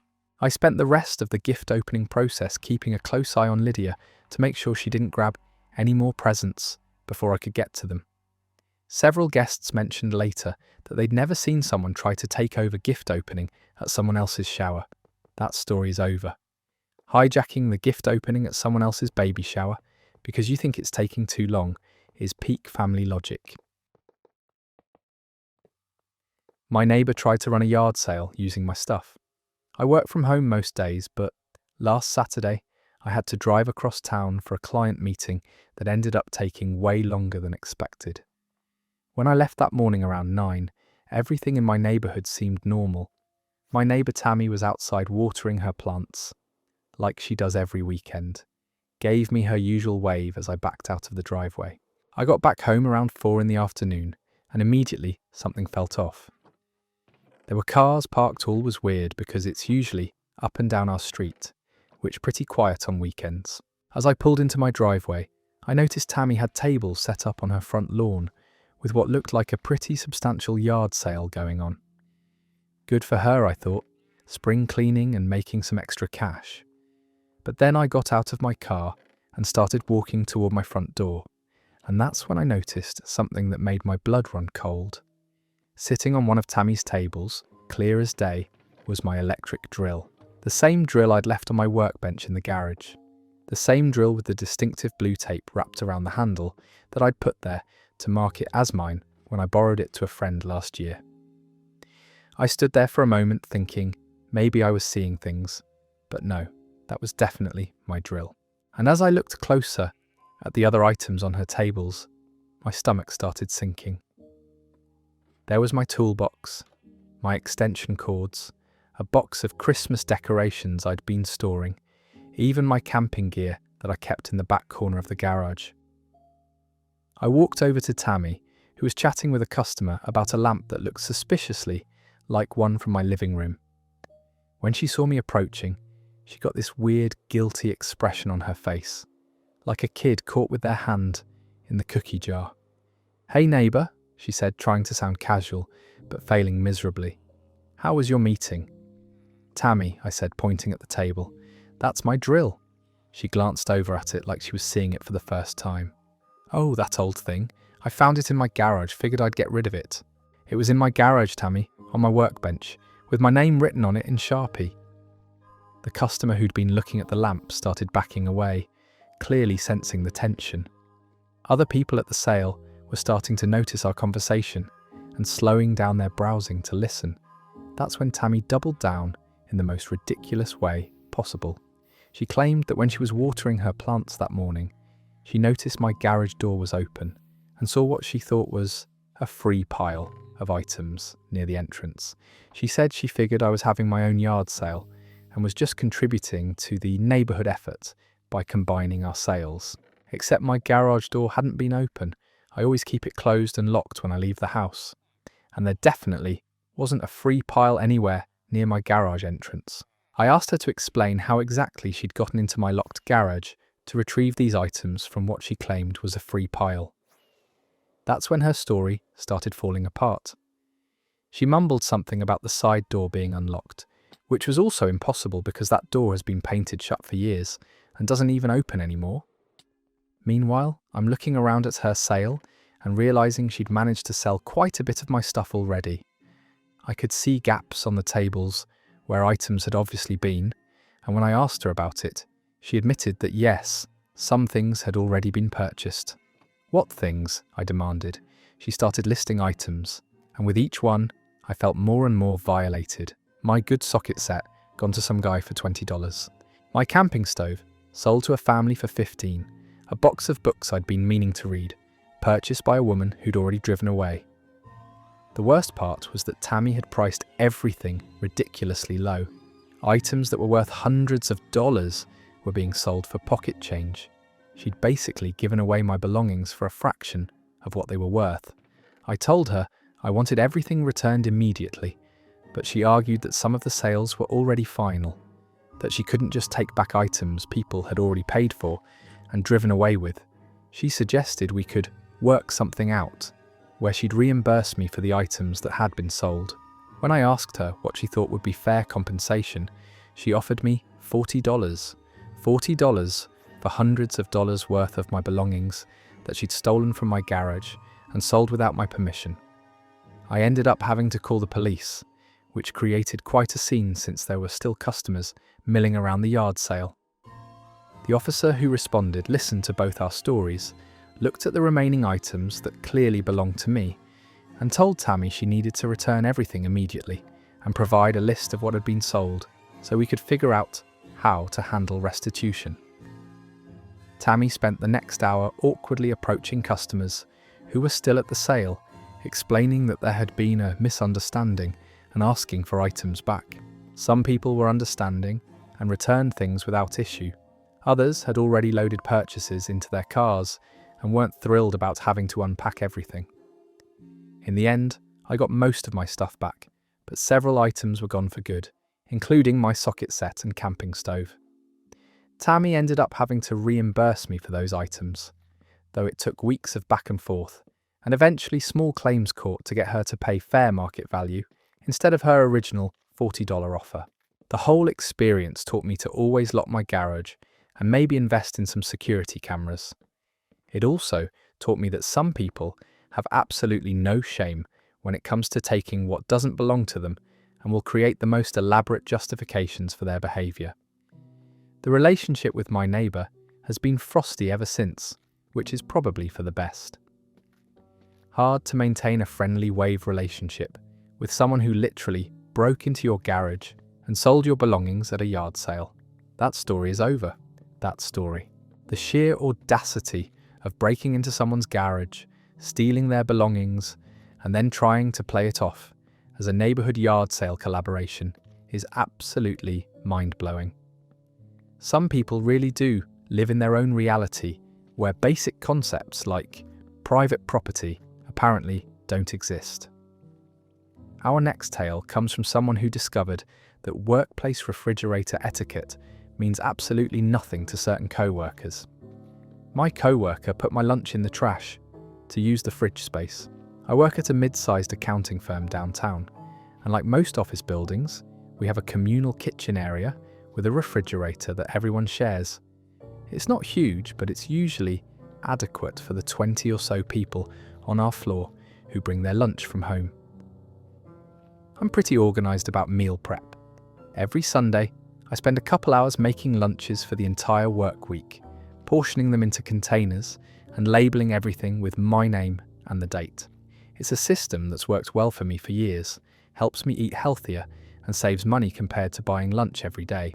This particular week, I'd made this elaborate Mediterranean quinoa salad with roasted vegetables, feta cheese and homemade dressing.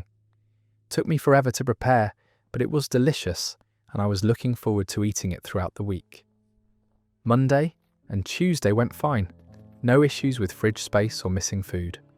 But Wednesday morning, when I went to put my lunch in the refrigerator, I noticed something odd. There were 6 12-packs of soda taking up almost an entire shelf. Not just regular sodas, but those fancy imported ones that come in glass bottles and cost like $3 each. They definitely hadn't been there the day before. The fridge was pretty packed with everyone's lunches, but there was still space. I managed to squeeze my container in without too much trouble and didn't think much more about it. Around noon, I went to get my lunch and it was gone. Not just misplaced or moved to a different shelf, completely gone. I checked every inch of that refrigerator twice, thinking maybe someone had moved it to make room for something else. Nothing. I asked around the office if anyone had seen my lunch container, described what it looked like, even showed people a photo I'd taken of my meal prep on Sunday. Nobody had seen it. One co-worker suggested maybe the cleaning crew had thrown it away by mistake, but that seemed unlikely, since it was clearly labelled and only a few hours old. That's when Miles from the IT department walked into the kitchen carrying one of those expensive sodas I'd noticed that morning. I asked him about the soda situation, whether there was some kind of office party I didn't know about. "Oh, those are mine," he said casually. "Bought them in bulk at Costco. Figured I'd keep them here since my apartment fridge is too small." I explained that I was looking for my missing lunch, described the container again. Miles got this weird expression on his face, like he was trying to decide whether to tell me something. "Was it in a blue container with your name on it?" he asked. "Yes, exactly. Did you see where it went?" That's when Miles dropped the bombshell. He told me he'd thrown my lunch in the trash that morning because it was taking up too much room, and he needed the space for his sodas. I stared at him for a moment, certain I'd misunderstood.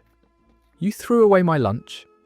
"It was just sitting there taking up space," he said, like this was the most reasonable thing in the world. I needed room for my drinks, so I made room. I asked him how exactly my one small container was taking up too much room when his 6 12-packs were occupying an entire shelf. He said his sodas were more important because he'd spent more money on them and they needed to stay cold. The logic was so twisted, I didn't even know how to respond. I pointed out that my lunch was my actual meal for the day, that I now had nothing to eat, and that he'd literally stolen my food and thrown it in the garbage.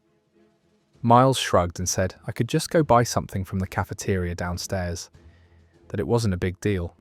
When I told him the cafeteria was expensive and I'd specifically brought lunch to save money, he suggested I should have put my name on it more clearly.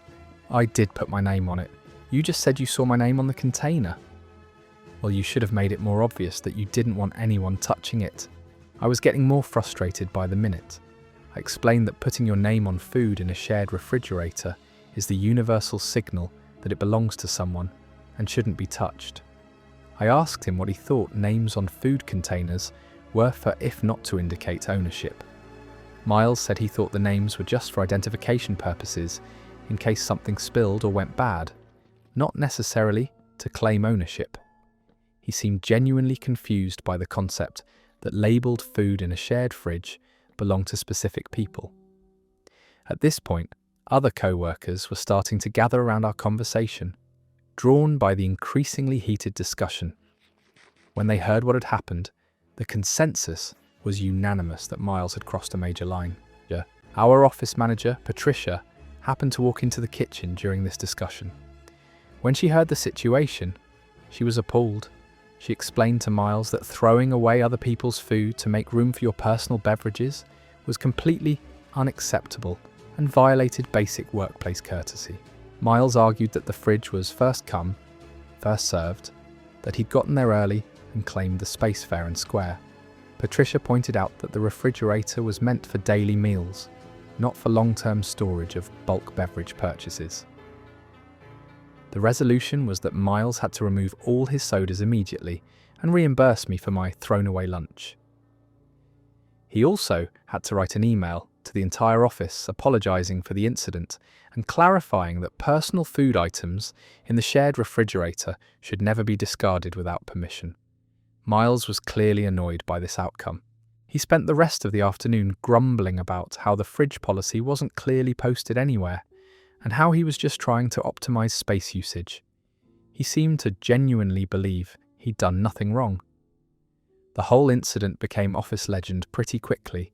For weeks afterward, people would joke about pulling a Miles whenever someone took up too much fridge space. Miles eventually found a mini fridge for his cubicle and stopped using the shared kitchen altogether. The experience taught me that some people have absolutely no concept of shared space etiquette and will rationalise the most selfish behaviour as logical problem solving. It also taught me to never underestimate someone's ability to prioritise their luxury beverages over other people's basic meals. That story is over. Imagine being so entitled that you think your bulk soda purchase takes precedence over someone's actual lunch. The mental gymnastics required to justify throwing away someone else's food because your imported sodas need more room is truly spectacular. Now let's hear about someone who encountered a different kind of space invasion, this time at a bowling alley. Stranger took my reserved bowling lane. Last Friday I decided to celebrate my birthday by going bowling with a few friends. Nothing fancy, just wanted to have some fun and maybe knock down a few pins. I called ahead to Sunset Lanes, our local bowling alley, and reserved lane 12 for 7 o'clock. The woman on the phone took my name, my phone number, and confirmed the reservation twice. She even mentioned that Friday nights get busy, so it was smart that I'd called ahead. I showed up right at 7 with my 3 friends, excited for a good time. We went to the counter to check in, and the teenager working there looked up our reservation, nodded, and pointed toward lane 12. There you go, lane 12 is all yours for the next 2 hours. We grabbed our shoes, picked out our bowling balls, and headed over to our lane. That's when we discovered the problem. Lane 12 was already occupied by 4 people who looked like they'd been there for a while. They had drinks, snacks, personal items spread across the seating area, and were clearly settled in for the long haul. I figured there must have been some mistake, so I walked over to the woman who seemed to be leading their group. She was probably in her 30s, blonde hair, wearing a bowling league shirt that suggested she took the sport pretty seriously. "Excuse me," I said politely. "I think there might be a mix-up. I have this lane reserved for 7 o'clock. The woman, who I later learned was named Sophie, barely looked up from chalking her bowling ball. "We're using it," she said flatly. "Right, but I made a reservation. I called ahead and specifically booked this lane for my birthday party."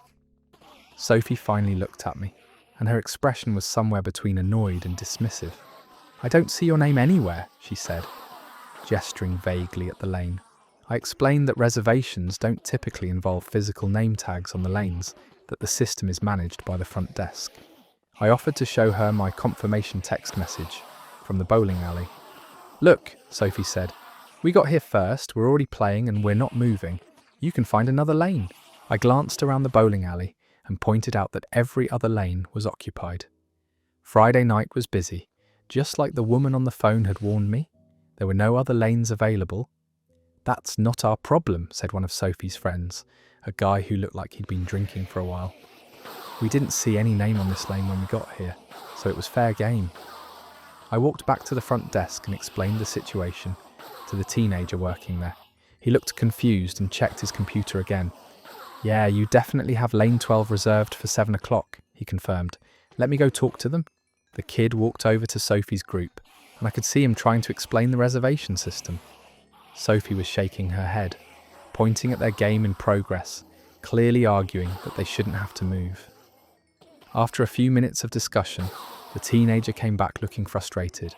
"They're saying they didn't see any reservation sign, and they're not willing to move," he told me. "They claim they've been here since 6:30, and they're in the middle of a game." I asked him what the bowling alley's policy was for situations like this. He seemed uncertain and said he'd need to get his manager, but the manager was dealing with another issue and might not be available for a while. Meanwhile, my friends were getting restless, and I was getting more annoyed by the minute. I'd planned this evening for weeks, made sure to reserve the lane properly, and now some strangers were essentially stealing our spot and refusing to budge. I decided to try reasoning with Sophie one more time. I walked back over and explained that this was my birthday celebration, that we'd made proper reservations, and that surely they could understand the situation and move to another lane when one became available. Sophie's response was to literally turn her back on me and take her turn bowling. When she finished, she walked back to the seating area and said, "We're not moving. We got here first. Possession is 9/10 of the law." That's when I lost my patience a little bit. I pointed out that possession being 9/10 of the law doesn't apply when someone else has a legitimate reservation, and that what they were doing was essentially theft of services. "Theft of services?" Sophie laughed. "It's a bowling lane, not a court of law. We're playing, you're not. End of story." One of her friends chimed in that maybe I should have gotten there earlier if I really wanted the lane. That 7 o'clock reservations don't mean you get to kick out people who are already playing. The manager finally became available around 7:30, and when he heard the situation, he was clearly annoyed with his staff for not handling it properly. He confirmed that we had a valid reservation and that Sophie's group needed to move. Sophie argued with the manager for another 10 minutes, claiming that they'd never been told about any reservation, that they'd been there first and that it was unfair to kick them out in the middle of their game. The manager was firm but professional. He explained that reservations are binding commitments, that the lane should never have been given to another group, and that they needed to move immediately or face removal from the premises. Sophie's group finally, reluctantly, gathered their things and moved to a lane that had just opened up. But Sophie made sure to complain loudly about how unfair the whole situation was, how paying customers shouldn't be kicked out for alleged reservations, and how she'd never been treated so poorly at a bowling alley. We finally got to start bowling around 8 o'clock, an hour late for my own birthday party. The manager comped us a round of drinks for the inconvenience, and we had a decent time despite the delayed start. The whole experience left me baffled by Sophie's sense of entitlement. Even if there had been some confusion about the reservation, once it was clarified by management, The reasonable response would have been to apologise and move. Instead, she doubled down and acted like we were the ones being unreasonable for wanting to use the lane we'd properly reserved. That story is over. Some people really believe that physical presence trumps actual reservations, like showing up somewhere first gives you permanent rights to whatever you've claimed. The mental gymnastics required to argue that possession is 9/10 of the law applies to bowling lane reservations is truly impressive. Our next story comes from someone who learned that not everyone understands the concept of asking permission before bringing house guests. My friend tried to sneak their dog into my apartment overnight. I've been friends with Declan for about 5 years now, and he's always been the kind of person who pushes boundaries. Not in a malicious way, just someone who operates under the assumption that it's easier to ask forgiveness than permission. Usually, this manifests in small things like showing up unannounced or borrowing clothes without asking, so I've learned to just roll with it. Last month, Declan texted me around 9 in the evening, asking if he could crash at my place for the night. His apartment building was having some kind of plumbing emergency, and all the units on his floor had been temporarily evacuated. I told him no problem. I've got a couch and he's welcome to stay, as long as he needs. What he didn't mention in that text was that he'd be bringing his dog. I live in a small one-bedroom apartment that has a strict no pets policy. It's clearly stated in my lease agreement, and my landlord has made it very clear that any unauthorized animals on the property could result in immediate eviction. I don't have anything against dogs, but I'm also not about to risk my housing situation for someone else's pet. Around 10:30, I heard a knock at my door. I opened it expecting to see Declan with maybe a backpack and a pillow, but instead he was standing there with a duffel bag and a massive pit bull on a leash. "Hey man, thanks for letting us crash," he said, like the presence of a 70-pound dog was the most natural thing in the world. I stood there, staring at this animal that was now trying to push past me into my apartment. "Declan, you didn't mention you were bringing a dog."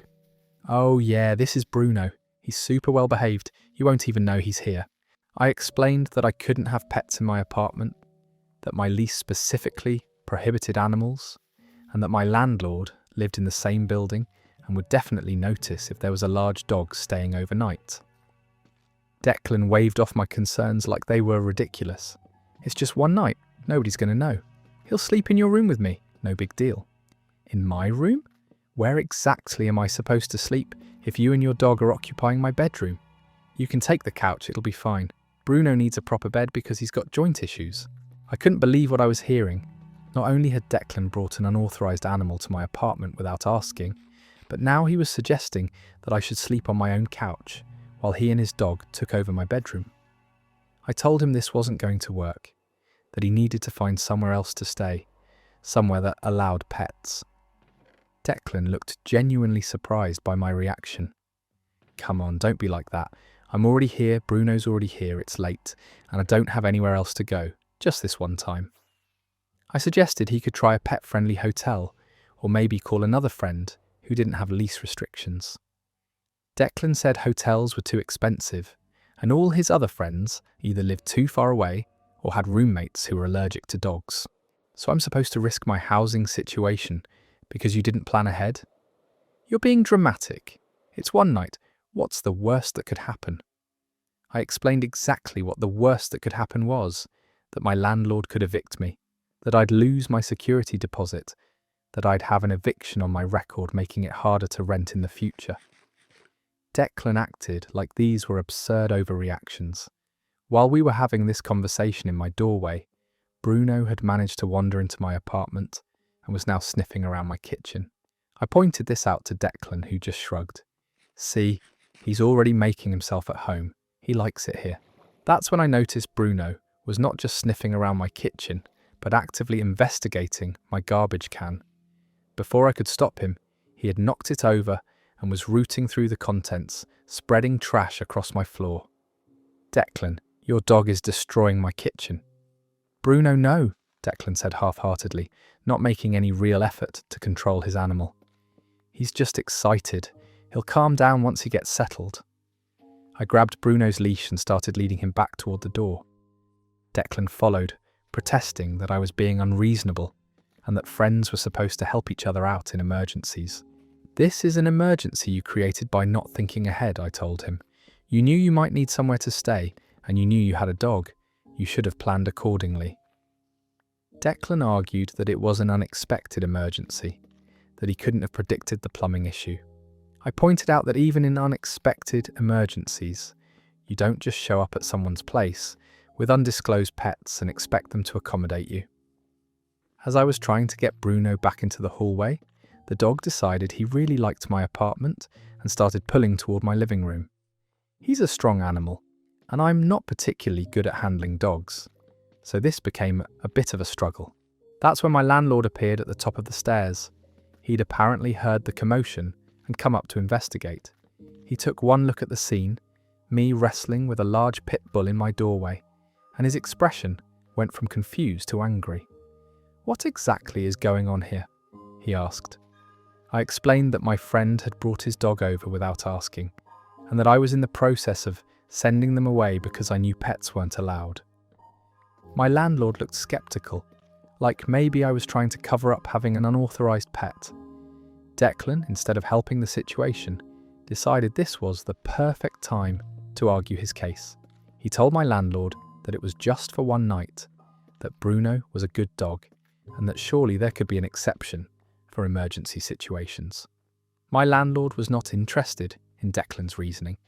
He informed us both that the no pets policy existed for good reasons, including liability issues and other tenants' allergies, and that there were no exceptions for any circumstances. He told me that if he saw any evidence of pets in my apartment going forward, I'd be in violation of my lease. Then he looked at Declan and told him he needed to leave the building immediately with his animal. After they left, I had to spend an hour cleaning up the mess Bruno had made in my kitchen, including several items from my garbage that were now chewed beyond recognition.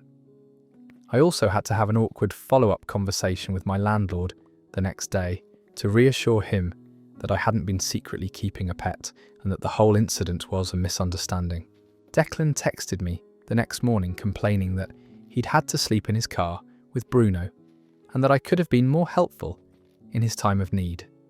He seemed to genuinely believe that I had been unreasonable and that any good friend would have bent the rules for an emergency.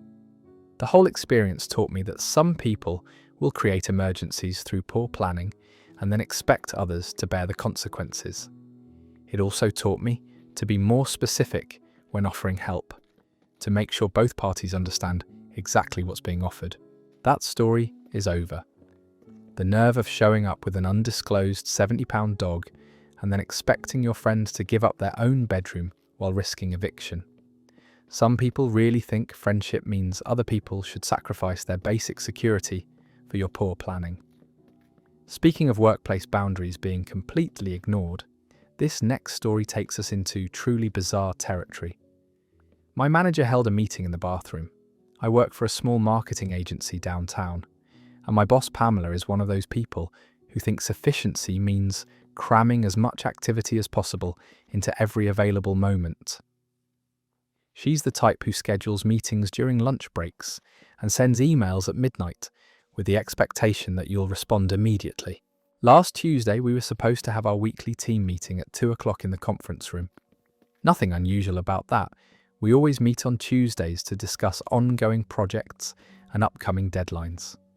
I showed up right on time with my notebook and laptop, ready to discuss the campaign we'd been working on for our biggest client.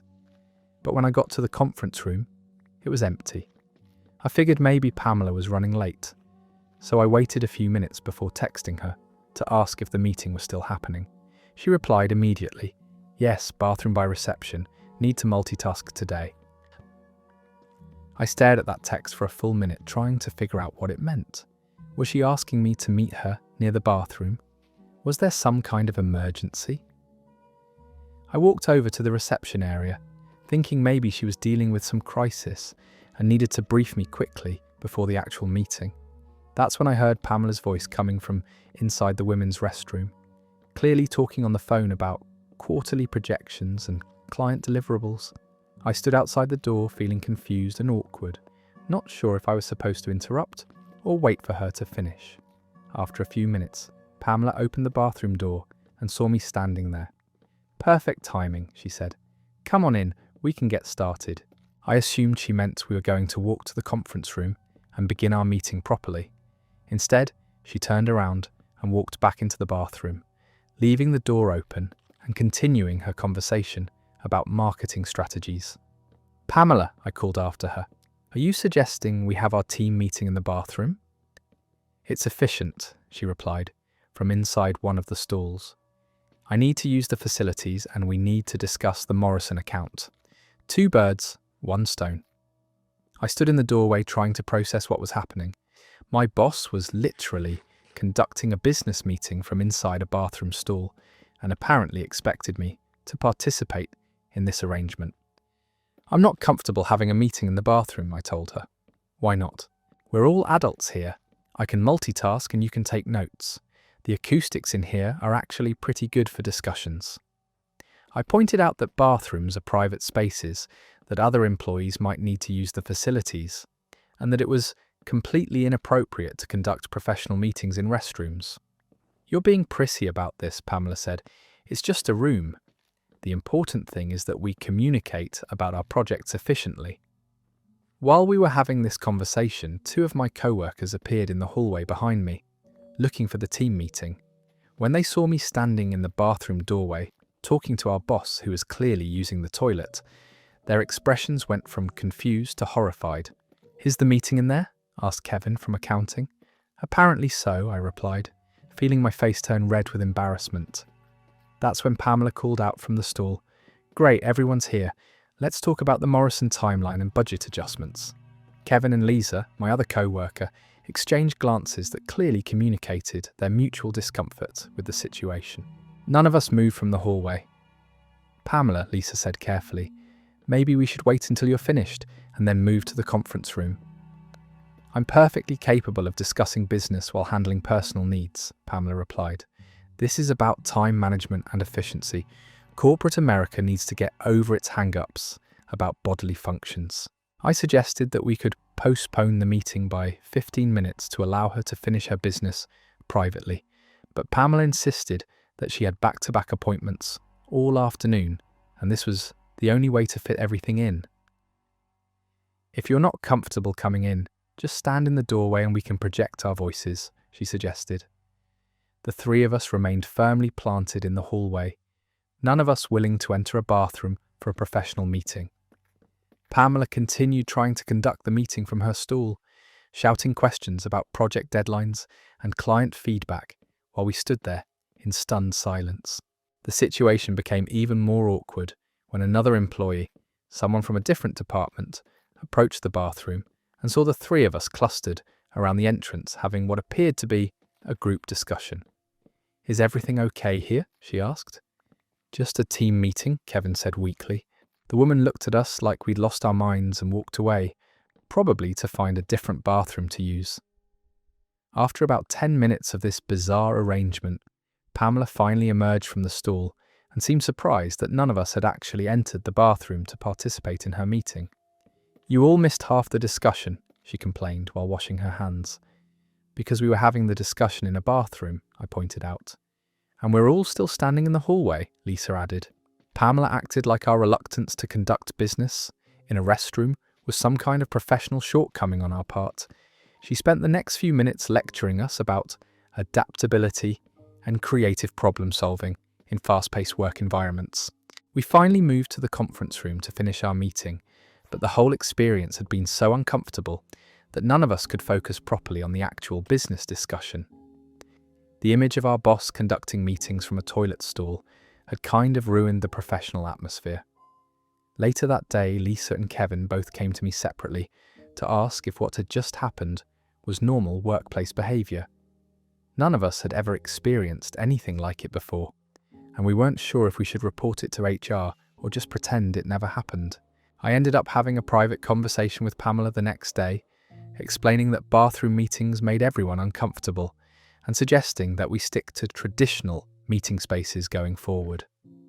She seemed genuinely puzzled by our objection and kept insisting that bathrooms were just rooms like any other. The whole incident became legendary in our office, though we tried to keep it quiet so word wouldn't spread to other departments. For weeks afterward, whenever someone mentioned efficiency or multitasking, we'd all exchange knowing looks and try not to laugh. That story is over. The complete disconnect between thinking you're being efficient and actually just traumatizing your employees in a bathroom is genuinely impressive. Some people really believe that professional boundaries are just suggestions that can be ignored in the name of productivity. Our next tale comes from someone who discovered that library etiquette is apparently optional for certain people. A stranger tried to grab my book because they needed it more. I love spending Saturday afternoons at the main branch of our public library, downtown. It's this beautiful old building with high ceilings and huge windows, and there's something about the atmosphere that makes it perfect for getting lost in a good book. I usually claim one of the comfortable armchairs in the fiction section and spend hours just reading. Last weekend, I was about halfway through this mystery novel I'd been really enjoying. One of those page-turners where you keep telling yourself you'll stop after one more chapter, but then the chapter ends on a cliffhanger and you have to keep going. I'd been there for maybe 2 hours, completely absorbed in the story. That's when this guy approached my chair. He was probably in his late 20s, wearing a college sweatshirt, carrying a notebook and several pens like he was there to study. He stood next to my chair for a moment before clearing his throat to get my attention. "Excuse me," he said, "but I need that book you're reading." I looked up from my page, a little annoyed at being interrupted during a particularly tense scene. "I'm sorry?" "Yeah. That book," he said, pointing at the novel in my hands. "I need it for a paper I'm writing. It's due Monday, so I kind of need it right now." I glanced at the book, then back at him, trying to understand what he was asking. "I'm reading it," I said. "Right, but I need it more than you do. You're just reading for fun, I assume, but I actually need it for academic purposes." The audacity of the statement caught me off guard. I explained that I had checked the book out properly, that it was due back in 2 weeks, and that I was currently in the middle of reading it. "How much do you have left?" he asked. "I don't know, maybe 100 pages?" Julian, as I learned his name was later, seemed to think this information supported his argument. "See, you're not even close to finished. I could read the whole thing tonight and get my paper written tomorrow. You could just check it out again next week." I told him that's not how library books work, that I had legitimately borrowed it and planned to finish reading it at my own pace. Julian looked frustrated, like I was being deliberately difficult. "Look, I really need this book. My professor specifically assigned this title, and the library only has 2 copies. The other one is already checked out and won't be back for a week. I've got a paper due Monday morning that's worth 30% of my grade." I sympathised with his deadline situation, but pointed out that his poor planning didn't constitute an emergency on my part. I suggested he could try interlibrary loan, or maybe find the book at a bookstore, or ask his professor for an extension. "Those aren't options," Julian said. "I need this specific edition because it has different page numbers than other versions, and my citations have to be exact. You don't understand how important this is." I was starting to get annoyed with his assumption that his academic needs automatically trumped my leisure reading. I told him I understood that school was stressful, but that didn't give him the right to demand that other people give up library materials they had properly checked out. That's when Julian decided to try a different approach. He offered to pay me for the book. "How about $20? You let me borrow it for the weekend and I'll give you $20. That's more than the book costs new." I explained that the book wasn't mine to sell, that it belonged to the library, and that what he was suggesting was basically asking me to rent him public library property. $30 then? Come on, you're just reading it for entertainment. I'm trying to pass a class here. Julian's increasing desperation was making the situation more uncomfortable. Other people in the library were starting to notice our conversation, and I could see a librarian at the information desk glancing over in our direction. I told Julian one final time that I was not giving him the book, that he needed to find another solution for his assignment, and that he should probably start working on papers earlier in the future to avoid these kinds of last-minute crises.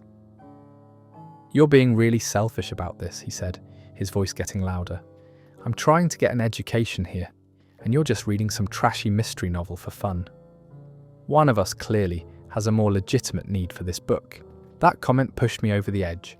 I told Julian that my leisure reading was just as valid as his academic work, that libraries exist to serve all patrons equally, and that his opinion about the literary value of my book choice was completely irrelevant. "Fine, then let me just borrow it for a few hours. I'm a fast reader. I could get through it this afternoon and give it back to you before the library closes." I pointed out that he'd already admitted the book was 200 pages long and that it was currently 3 o'clock in the afternoon.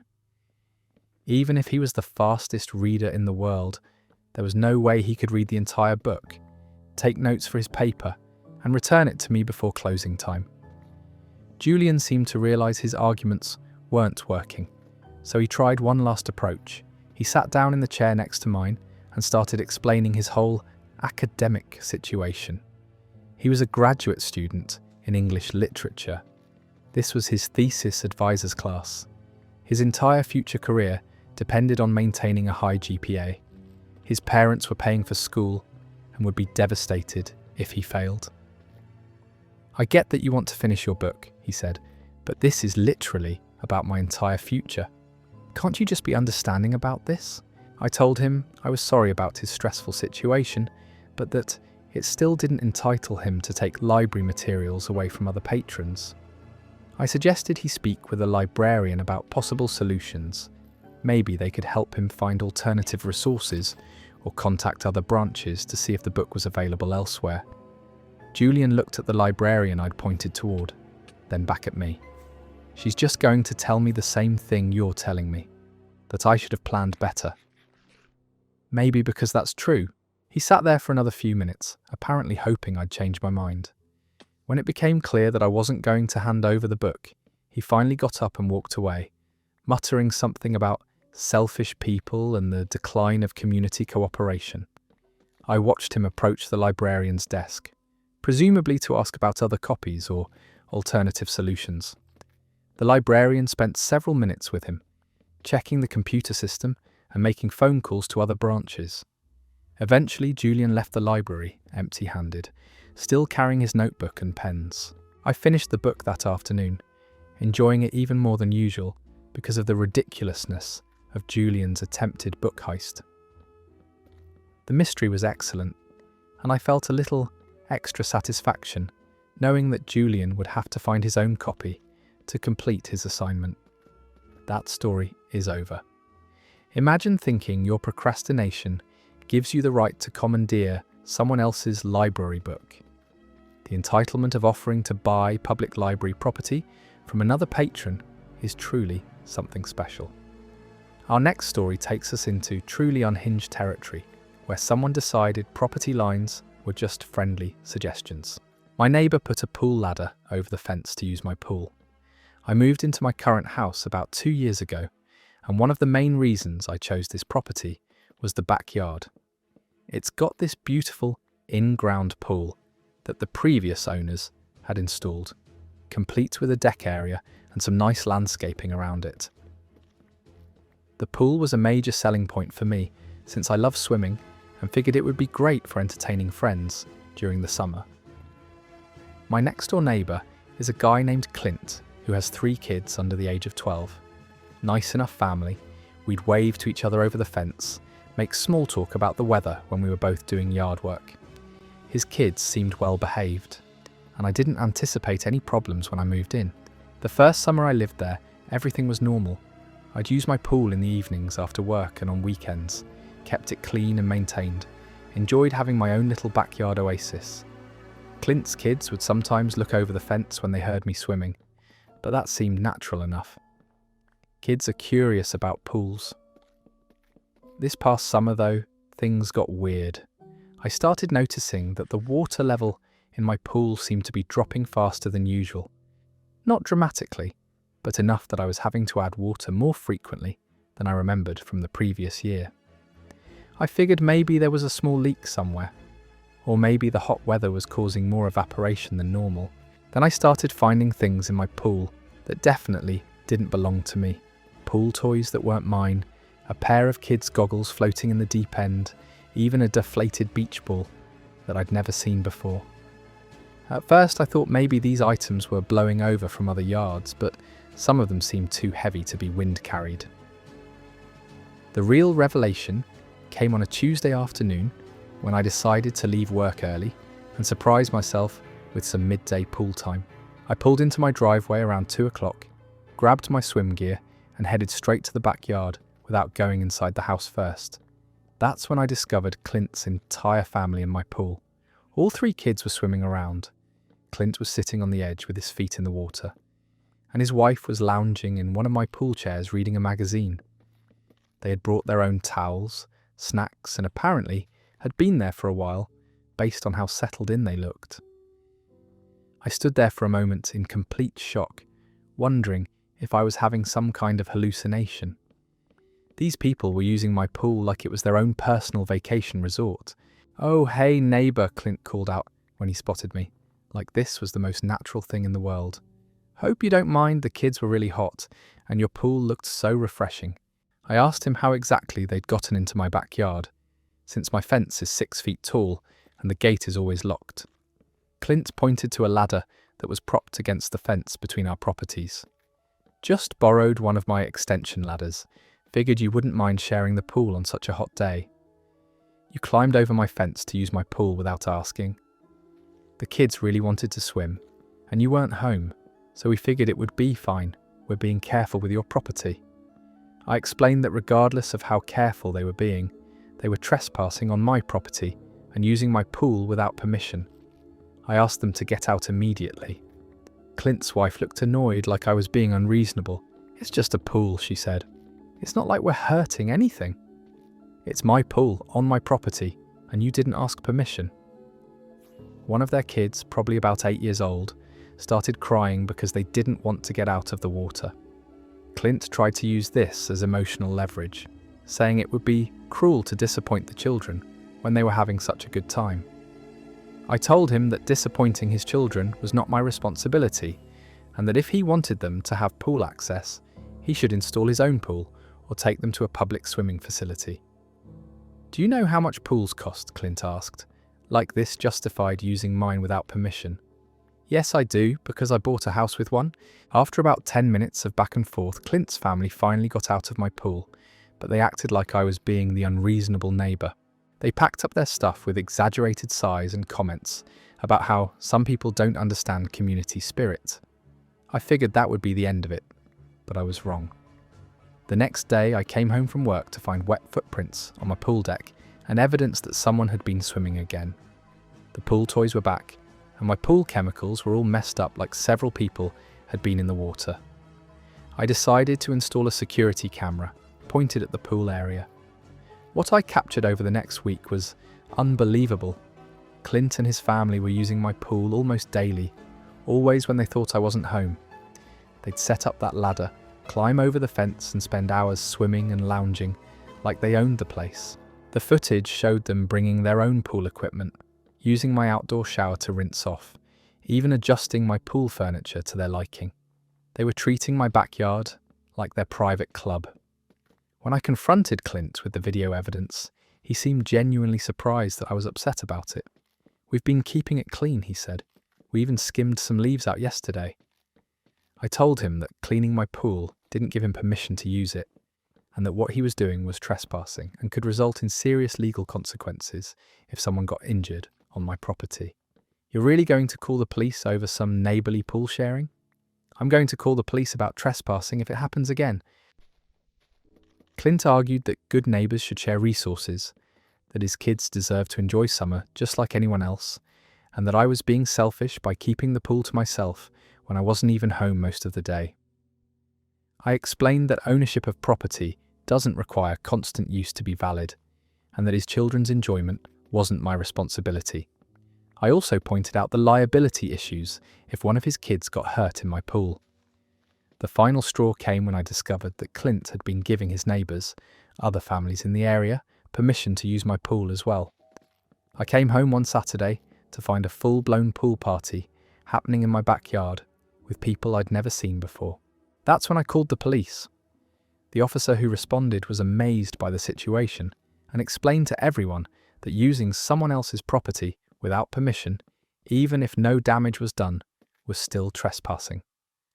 Clint received a formal warning, and I had to install additional security measures, including a taller fence and better locks to prevent future unauthorized access. The relationship with my neighbours has been frosty ever since, but at least I can use my own pool without finding strangers in it. That story is over. Installing a ladder to climb into someone else's backyard for daily pool sessions takes neighbourhood entitlement to Olympic levels. The idea that you can just grant pool privileges to the entire block using someone else's property is genuinely mind-blowing. Speaking of workplace situations that make you question humanity, this next story involves a coworker with a very creative approach to accountability. My coworker tried to swap name tags to blame me for their mistakes. I work at a large retail electronics store, and part of our uniform includes name tags that clearly identify us to customers. It's pretty standard stuff. Helps customers know who they're talking to, and makes it easier for management to track performance and customer interactions. My coworker Dana has always been one of those people who somehow manages to avoid responsibility for anything that goes wrong. When shipments are missing items, it's never her fault. When customers complain about poor service, she always has an excuse about why it wasn't really her responsibility. I've worked with people like this before, so I just tried to focus on my own work and not get involved in her drama. Last month we had this particularly difficult customer situation. A guy came in looking for a specific model of laptop that we'd advertised on sale, but it turned out we were completely sold out. This happens sometimes with popular items, and usually customers are understanding when you explain the situation and offer alternatives. But this customer was not understanding. He started yelling about false advertising, demanding to speak to managers, threatening to report us to corporate. The whole interaction went on for about 20 minutes and got increasingly heated as time went on. I was helping another customer on the other side of the store when this was happening, so I only caught bits and pieces of the argument. From what I could hear, it sounded like whoever was helping the angry customer was not handling the situation well, probably making it worse by being defensive instead of apologetic. Eventually, the customer stormed out, still shouting about how he was going to leave terrible reviews and never shop here again. The whole store kind of fell silent after he left. That uncomfortable quiet you get after witnessing someone's public meltdown. I didn't think much more about it until the next morning when my manager pulled me into her office first thing. She had this serious expression that immediately made me nervous. "We need to talk about yesterday's incident with the laptop customer," she said. I told her I'd witnessed some of the argument but hadn't been directly involved since I was helping someone else at the time. "According to the customer complaints we received, you were the employee who handled the situation poorly and refused to offer any solutions or alternatives." I was confused. I explained again that I'd been on the other side of the store with a different customer during the entire incident, that I'd never even spoken to the angry laptop customer. My manager looked at her notes. "The customer specifically mentioned your name, said you were rude and unhelpful, that you told him it wasn't your problem that we were out of stock. And that's when it clicked. I asked my manager to check the security footage from yesterday to verify where I was during the time of the incident. She seemed surprised by my request, but agreed to pull up the video. The footage clearly showed me, at the computer accessories section, helping an elderly woman pick out a mouse and keyboard, nowhere near the laptop displays where the argument was taking place. You could see Dana at the laptop section, dealing with an increasingly agitated customer. But here's where it got weird. My manager paused the video and pointed at Dana. "She's not wearing a name tag in this footage." We watched more carefully, and it became clear that Dana was indeed not wearing any name tag during her interaction with the difficult of our uniform policy, but customer. This was a violation. It also meant the customer couldn't have gotten her name to include in his complaint. My manager had me come in early the next day so we could review more security footage, this time focusing on the break room and employee areas. What we discovered was unbelievable. The cameras showed Dana coming into the break room after the laptop incident, clearly upset and agitated. She went to the employee lockers, where we keep our personal items, opened my locker and took out my spare name tag that I keep there in case I lose my regular one. Then she went back out to the sales floor wearing my name tag and continued working her shift. The customer who filed the complaint must have seen my name and associated it with the poor service he'd received earlier. When my manager confronted Dana about this the next day, Dana tried to claim it was an innocent mistake. She said she'd forgotten her name tag that morning and borrowed mine, not realizing it would cause any problems. But the timeline didn't make sense. The security footage showed her working the entire morning without any name tag, only putting mine on after the difficult customer interaction. If she'd genuinely forgotten her name tag, why hadn't she borrowed mine at the beginning of her shift? When pressed for a better explanation, Dana finally admitted that she deliberately worn my name tag after the customer incident because she was worried about getting in trouble for how she'd handled the situation. I panicked, she said. The customer was so angry, and I knew management would want to know who dealt with him. I thought if he complained, it would be better if it wasn't connected to my name. I couldn't believe what I was hearing. Dana had basically tried to frame me for her poor customer service by wearing my identification after the fact. My manager was equally appalled. She explained to Dana that attempting to shift blame to another employee by using their name tag was a serious violation of company policy and could result in immediate termination. Dana tried to argue that it wasn't that serious, that she was just trying to avoid getting written up, that everyone makes mistakes when dealing with difficult customers. But my manager pointed out that Dana's mistake wasn't just poor customer service, it was deliberately trying to make another employee take responsibility for her actions. The resolution was that Dana received a formal reprimand and had to write an apology letter to me, acknowledging what she'd done. She also had to call the customer who'd complained and correct the record about which employee had actually helped him. The whole experience made me realize how far some people will go to avoid taking responsibility for their actions. It's one thing to make mistakes at work, but it's another thing entirely to try to blame those mistakes on innocent co-workers. I ended up getting my locker changed and started keeping my spare name tag at home instead of at work, just to prevent any future identity theft situations. That story is over. Stealing someone's identity badge to pin your customer service disasters on them is workplace sabotage at its finest. The premeditation required to swap name tags after a complaint shows this wasn't panic, it was calculated cowardice. Now let's dive into a story that takes laundromat etiquette and throws it completely out the window. A stranger took my laundry out of the dryer and wore it. I live in an apartment building that doesn't have washers and dryers in the units, so I rely on the laundromat about 3 blocks away for all my laundry needs. It's not my favourite chore, but the place is usually pretty quiet, and I've never had any problems with other customers or missing clothes. Last Sunday I loaded up my laundry basket and headed over around 10 in the morning, figuring it would be a good time to avoid the weekend crowds. I had a pretty standard load, nothing fancy, just jeans, t-shirts, a few sweaters, and some undergarments.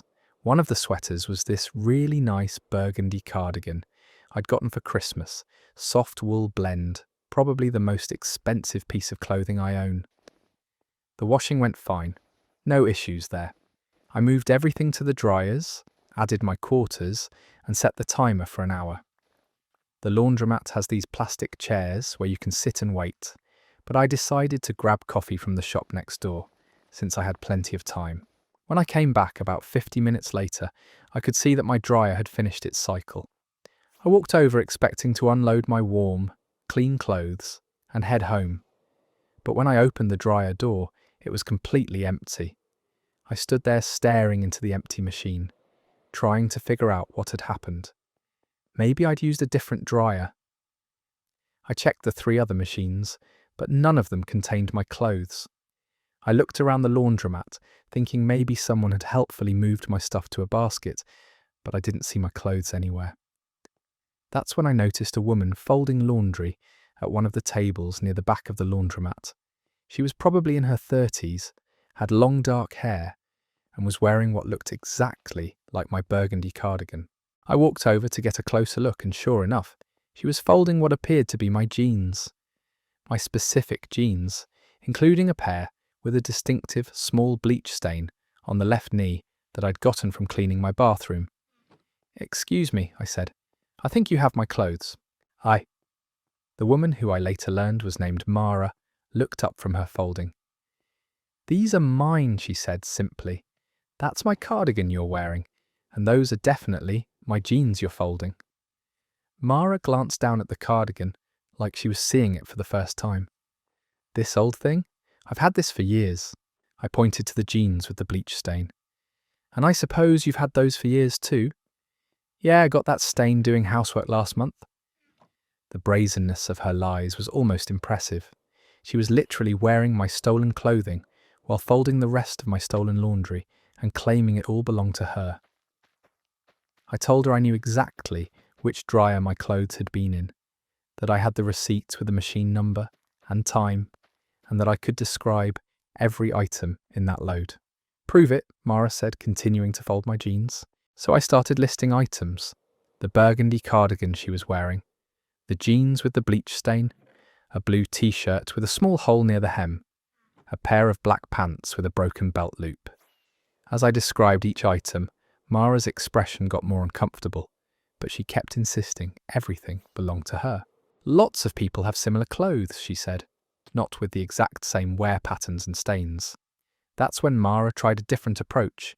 She said maybe we'd both brought similar items to the laundromat, and there had been some kind of mix-up.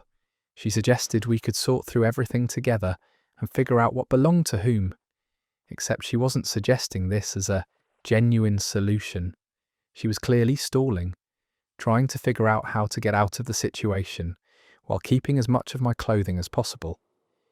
I told her there was no mix-up, that she'd taken my clothes out of the dryer and was now trying to steal them.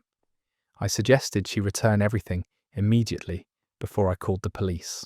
"You're going to call the police over laundry?" Mara laughed. "They have better things to do. Theft is theft regardless of what's being stolen." Mara seemed to realise that I was serious about involving law enforcement. She started taking off the cardigan, but slowly, like she was hoping I'd change my mind and let her keep it. "Fine, but I still think this is my sweater," she said, handing it over reluctantly. As she removed the cardigan, I could see the size tag inside, which was clearly visible and matched my size exactly. I pointed this out to her. "I wear different sizes depending on the brand," she said, still trying to maintain her story. I gathered up the rest of my clothes from her folding table, checking each item to make sure it was actually mine. Everything was there except for one pair of underwear, which I decided wasn't worth fighting about, given how weird the situation had already become. As I was loading my clothes back into my basket, Mara made one final attempt to keep something. She claimed that one of my t-shirts was actually hers, that we must have accidentally swapped at some point during the confrontation. I told her I'd been keeping track of every item, and that she wasn't getting to keep anything that belonged to me. The other customers in the laundromat had been watching this entire exchange, and several of them were clearly on my side. One older gentleman came over and told Mara that what she was doing was wrong, and that she should be ashamed of herself. Mara gathered up what appeared to be her actual laundry, which was a much smaller load than what she'd been folding when I first saw her, and left the laundromat without another word. I finished folding my recovered clothes and headed home, but the whole experience left me feeling violated. Someone had gone through my personal belongings, tried on my clothing, and attempted to steal everything I owned. I've started staying in the laundromat for the entire wash and dry cycle now, which is annoying and time-consuming, but I don't trust that this won't happen again with someone else. That story is over. wearing someone's stolen cardigan, while folding their stolen clothes and insisting everything belongs to you requires a level of shamelessness that's truly breathtaking. Some people really think possession equals ownership, even when they're caught red-handed in someone else's sweater. Our next tale involves family drama that reaches new heights of inappropriate timing. My family member demanded to propose at my graduation. I graduated from nursing school last spring after 4 years of incredibly hard work. It was a huge milestone for me, not just academically, but personally, since I'd changed career paths in my late 20s and had to work full-time while taking classes to support myself through the program. My graduation ceremony was scheduled for a Saturday afternoon in May, and I was really excited about it. My parents were flying in from across the country. My brother was driving up from 2 states away, and several close friends had asked for time off work to attend. It felt amazing to have so much support for something I'd worked so hard to achieve. About 2 weeks before graduation, my cousin Felix called me with what he described as an exciting idea. Felix has always been the type of person who thinks every family gathering should revolve around him somehow, but I figured he was just calling to confirm his attendance or ask about parking arrangements. "I've been thinking about your graduation," he said, "and I realise it's going to be perfect timing for something I've been planning." I asked him what he meant, and that's when Felix dropped his bombshell. He'd been dating his girlfriend Monica for about 8 months and had decided he wanted to propose to her. His brilliant idea was to do it at my graduation ceremony. "Think about it," he said, like he was presenting some kind of genius marketing strategy. "Everyone's already going to be there, everyone's already in a celebratory mood, and all the attention is already focused on family achievements. It's like the perfect setup for a proposal." I stared at my phone in disbelief. "Felix, it's my graduation. The attention is supposed to be focused on my achievement." "Right, and then we can transition that positive energy into Monica's proposal moment. It'll be like a double celebration." I explained to Felix that graduation ceremonies are specifically designed to honour the graduates, that there are protocols and schedules that don't allow for random personal events, and that it would be completely inappropriate to hijack someone else's milestone for a marriage proposal. "I'm not hijacking anything," Felix protested. "I'm just adding to the celebration. Monica loves you. She'd be thrilled to share this special day with you." "Did you ask Monica if she wants to get engaged at someone else's graduation?" Felix admitted that he hadn't discussed the specifics with Monica, but he was sure she'd love the surprise. He kept emphasizing how romantic it would be, how memorable, how much money he'd save on having to plan a separate proposal event. I told him absolutely not, that my graduation was not the appropriate venue for his proposal, and that he needed to plan something separate that would give Monica the individual attention she deserved for such an important moment. "You're being really selfish about this," Felix said. "It's not like a proposal would take away from your graduation. If anything, it would make the day more special for everyone." I pointed out that Monica's engagement should be about her, not about conveniently timing it to coincide with someone else's event. I also mentioned that graduation ceremonies typically have strict schedules and security protocols that wouldn't allow for unplanned disruptions. Felix argued that he could propose during the reception afterward, or maybe during the family dinner we'd planned for that evening. He seemed to think that as long as it wasn't during the actual diploma ceremony, it would be perfectly acceptable. "The entire day is about celebrating my graduation," I told him. "The ceremony, the reception, the dinner, all of it. You can propose to Monica any other day of the year." "But everyone's already going to be together," Felix whined. "Do you know how hard it is to get the whole family in one place? This is efficient planning." I explained that efficient planning shouldn't come at the expense of other people's special moments, and that Monica deserved a proposal that was planned specifically for her, not one that was piggybacking on someone else's achievement. Felix spent the next 20 minutes trying different arguments. He suggested it would be a beautiful family story, that people would remember my graduation as the day Felix proposed. He offered to mention me in his proposal speech, like that would somehow make it appropriate. He even tried to argue that I owed him this favour because he'd driven to my high school graduation years earlier. When none of his arguments worked, Felix got angry and accused me of being jealous that he was in a relationship while I was single.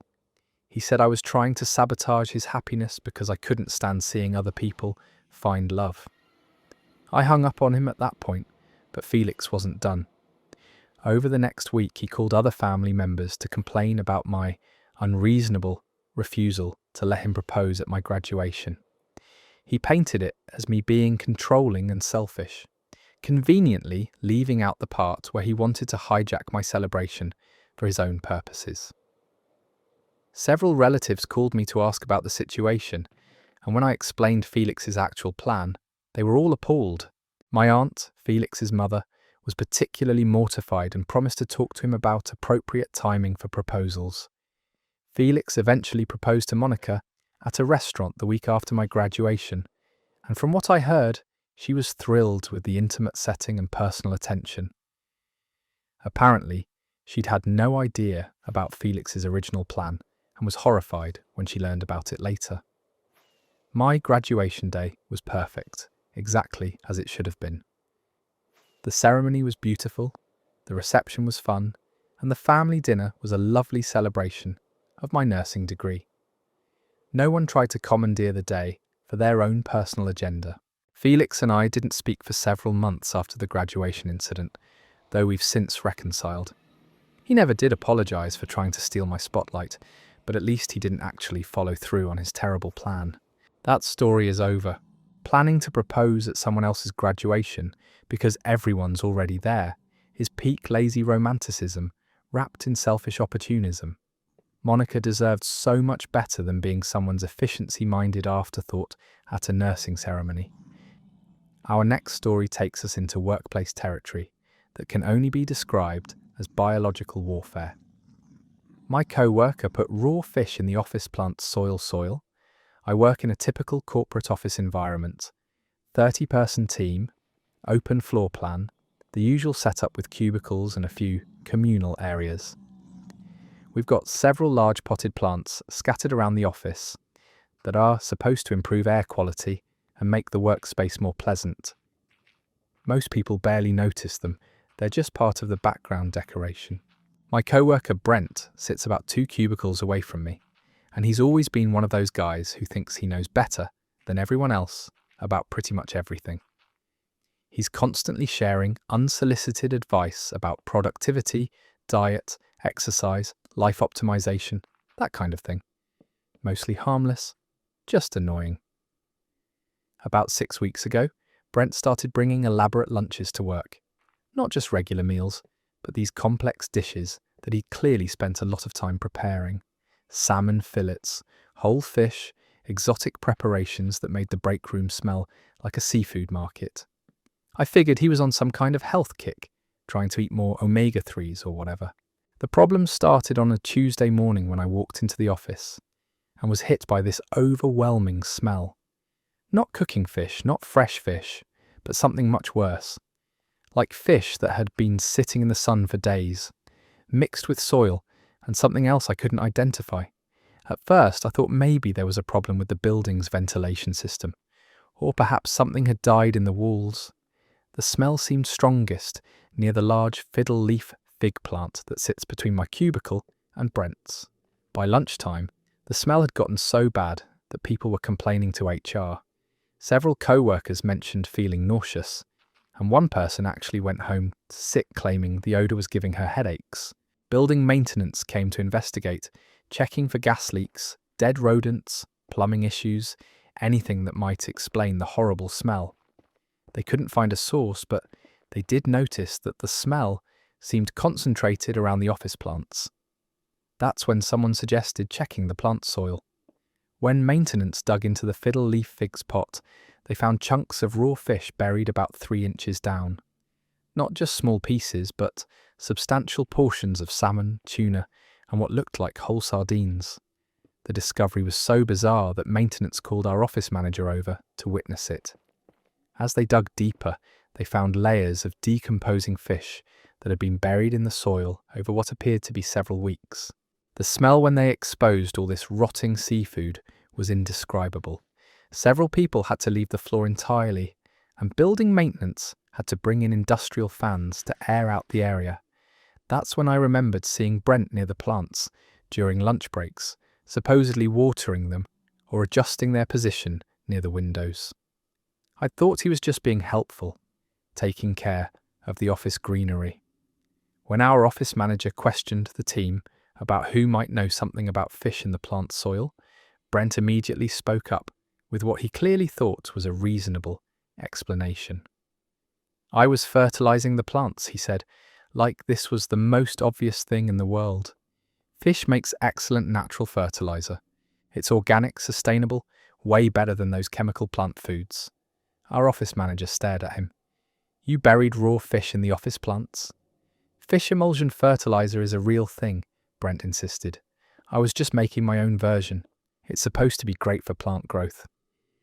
I pointed out that fish emulsion fertilizer is processed, not just raw fish chunks buried in potting soil.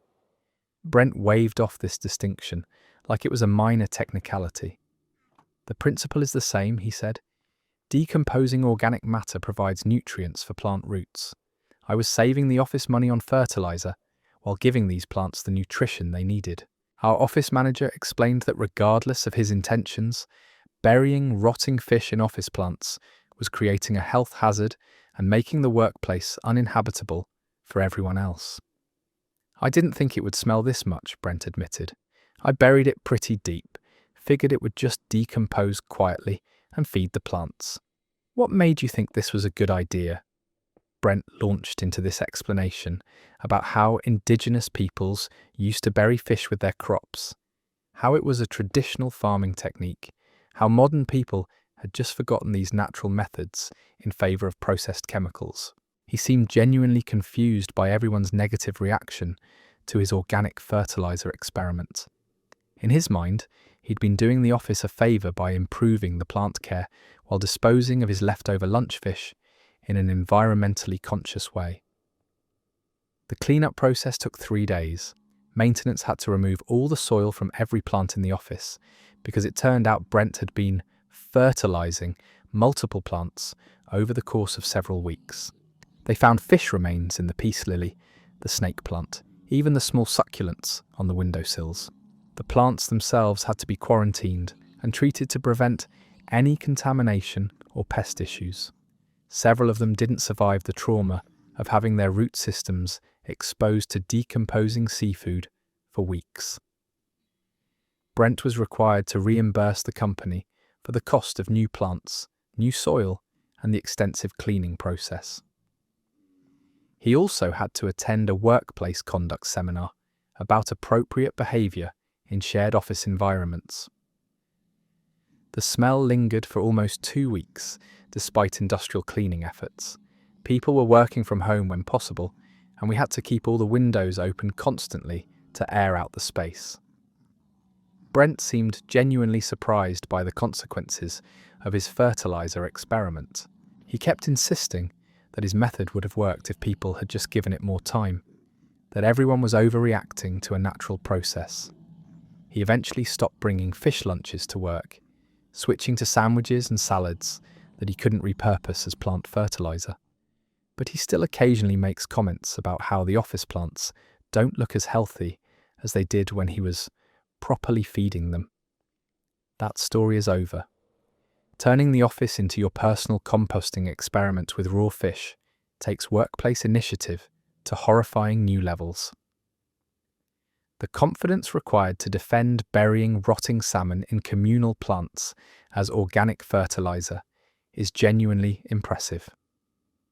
Our final story tonight involves someone who decided that property improvement projects don't require permission from actual property owners. My neighbour cut a hole in my fence to make a shortcut.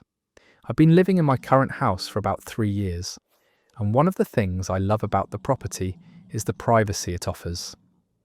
I have a 6-foot wooden fence that runs along the back and side boundaries of my yard, creating a nice enclosed space where I can relax, garden, and let my dog run around without worrying about him getting into neighbours' yards. My neighbour Olivia lives behind me, and her property backs up to mine, along about 50 feet of shared fence line. She's always seemed friendly enough, waves when she sees me working in the garden, makes small talk about the weather when we're both outside. I figured we had a pretty standard neighbourly relationship. Olivia's house sits on a corner lot, which means she has street access from 2 directions, but apparently, walking around the block to get from her backyard to the front street is more inconvenient than she thought it should be. Last month I was inside working when I heard some kind of construction noise coming from my backyard. Power tools, hammering, the sound of wood being cut. I figured maybe Olivia was doing some home improvement project on her side of the fence. The noise went on for about an hour, then stopped. I didn't think much more about it until the next morning when I let my dog out and noticed something that made me do a double take. There was a neat rectangular hole cut in my fence, about 3 feet wide and 6 feet tall like a doorway. The cut was clean and precise, clearly done with proper tools by someone who knew what they were doing. I walked over to examine it more closely, and that's when I saw Olivia in her backyard waving at me like nothing unusual had happened. "Morning, neighbour," she called out cheerfully. "Hope the construction noise yesterday wasn't too bothersome." I pointed at the hole in my fence. "Did you cut this?" "Just making a little shortcut," she said, like this was the most reasonable home improvement project in the world. Walking around the whole block to get to the front street was taking forever, especially when I'm carrying groceries or garden supplies. I stared at her in disbelief. "You cut a hole in my fence without asking me?" "It's right on the property line," Olivia said. "Technically, it's half your fence and half my fence, so I figured it was okay to modify my half." I explained that regardless of property lines, you don't alter shared structures without discussing it with the other property owner first. I also pointed out that the hole she'd cut compromised the privacy and security that the fence was supposed to provide. "You can always close it up on your side if you want," Olivia suggested. "I just needed access from my side." "That's not how this works. You can't just cut holes in fences and expect other people to deal with the consequences." Olivia seemed genuinely puzzled by my objection. She said the hole was neat and clean, that she'd been careful not to damage the fence posts, and that it actually improved both our properties by making them more accessible. I told her that I wanted the hole repaired immediately, that I hadn't consented to having a doorway between our yards. "Why would you want to repair it?" she asked. "This way, we can borrow things from each other more easily. Chat over the fence, be better neighbours." Because I wanted a fence between our properties, not a door. Olivia suggested we could install an actual door in the opening, maybe something with a lock that we both had keys to. She offered to split the cost of materials if I was worried about the expense. I explained that I didn't want any kind of opening in my fence, that the whole point of having a fence was to create separation between our properties. "You're being really antisocial about this," Olivia said. "Most people would be happy to have a more connected neighbourhood." "Most people ask permission before cutting holes in other people's fences." That's when Olivia revealed that she'd been planning this project for months. She'd measured the fence, researched the property lines, even bought special tools for making clean cuts in wood. This wasn't some impulsive decision. It was a calculated modification of shared property without consent. I told her she had 1 week to repair the fence properly, or I'd hire someone to fix it and send her the bill. Olivia argued that I was being unreasonable, that the hole was an improvement to both properties and that I should be thanking her for the free labour instead of complaining about it. "I never asked you to cut a hole in our fence. You never said I couldn't." The logic was so twisted I didn't even know how to respond. According to Olivia, the absence of a specific prohibition against fence modification meant she had permission to do whatever she wanted. I ended up having to call the city about property line disputes and fence regulations. They confirmed that modifying shared fences requires agreement from both property owners, and that Olivia was legally required to restore the fence to its original condition. When a city inspector came out to look at the situation, he was amazed by the neat precision of Olivia's unauthorized construction project. I've seen a lot of fence disputes, he told me, but I've never seen someone cut such a perfect doorway without permission. Olivia was issued a violation and given 30 days to repair the fence. She complied, but grudgingly, and she made sure to tell all our neighbours about how unreasonable I was being about a minor property improvement. The repair work was professional, and you can barely tell where the hole used to be. But Olivia still occasionally comments about how convenient that shortcut would have been, and how some people just don't understand community cooperation. That story is over. Creating your own personal highway through someone else's fence because walking around the block is too inconvenient shows a special kind of entitlement. The months of planning required to execute such a precise, unauthorized door installation makes it even more unbelievable. These stories remind us that we're all sharing this world with people who operate on completely different sets of rules and assumptions. Whether it's neighbours who think your property is community property, co-workers who believe normal workplace etiquette doesn't apply to them, or strangers who assume their needs automatically outweigh everyone else's. There's no shortage of encounters that make you question whether some people ever learned the basics of living in civilized society. The internet gives us this incredible window into experiences we might never believe if we hadn't heard them straight from the people who lived through them.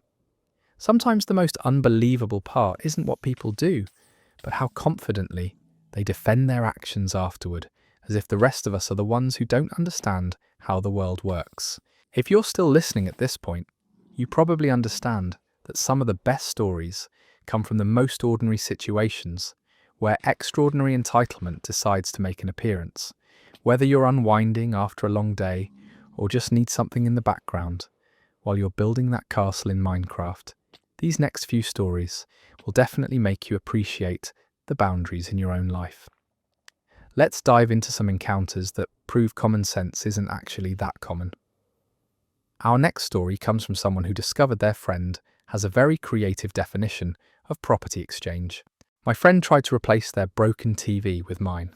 I've been friends with Hank for about 7 years now, and he's always been the kind of guy who finds creative solutions to his problems.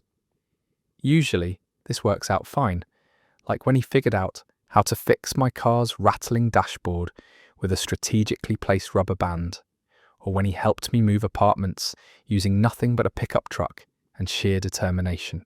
But last month, Hank's problem-solving skills took a turn that I definitely didn't see coming.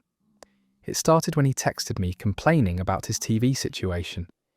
His 42-inch flat screen had developed this massive crack right down the middle of the screen, apparently from his roommates accidentally throwing a controller during a particularly intense gaming session. The TV still worked technically, but half the screen was basically unwatchable, with all the distorted colours and black lines running through it. I sympathise with him because I know how expensive TVs are, and Hank's always been pretty tight on money. He works part-time at a warehouse and picks up odd jobs when he can, so a sudden several $100 expense wasn't really in his budget. I'm just going to have to live with it for a while, he told me. Maybe save up over the next few months and get something used. I felt bad for him, but I also had my own finances to worry about. So I just told him to check Facebook Marketplace for deals and left it at that. Last Wednesday, I had to leave town unexpectedly for a work conference that got moved up at the last minute. I was gone for 3 days, staying in hotels, attending meetings, the usual business trip routine. I'd given Hank my spare key months ago so he could water my plants and grab my mail when I travelled, which had always worked out perfectly in the past. When I got home Friday evening, I was exhausted and just wanted to collapse on my couch and watch some mindless television. I grabbed a beer from the fridge, settled into my usual spot, and reached for the remote. Well, there you have it. Another collection of stories that make you wonder how some people make it through daily life without getting themselves arrested or banned from every establishment in town. From neighbours who think your garage is a community resource centre to co-workers who turn office plants into seafood graveyards. These encounters remind us that the world is full of people operating on completely different wavelengths. The amazing thing about these stories is that they're all real. Somewhere out there, people are still dealing with the aftermath of having their fence turned into a custom doorway, or their graduation almost hijacked by someone else's proposal plans. These aren't fictional characters dreamed up for entertainment. They're your actual neighbours, co-workers, and random strangers who somehow convince themselves that their logic makes perfect sense. If these stories helped you unwind tonight, or at least made you feel better about your own life situations, then they've done their job. Sweet dreams. And here's hoping your tomorrow is filled with people who understand basic boundaries and common courtesy.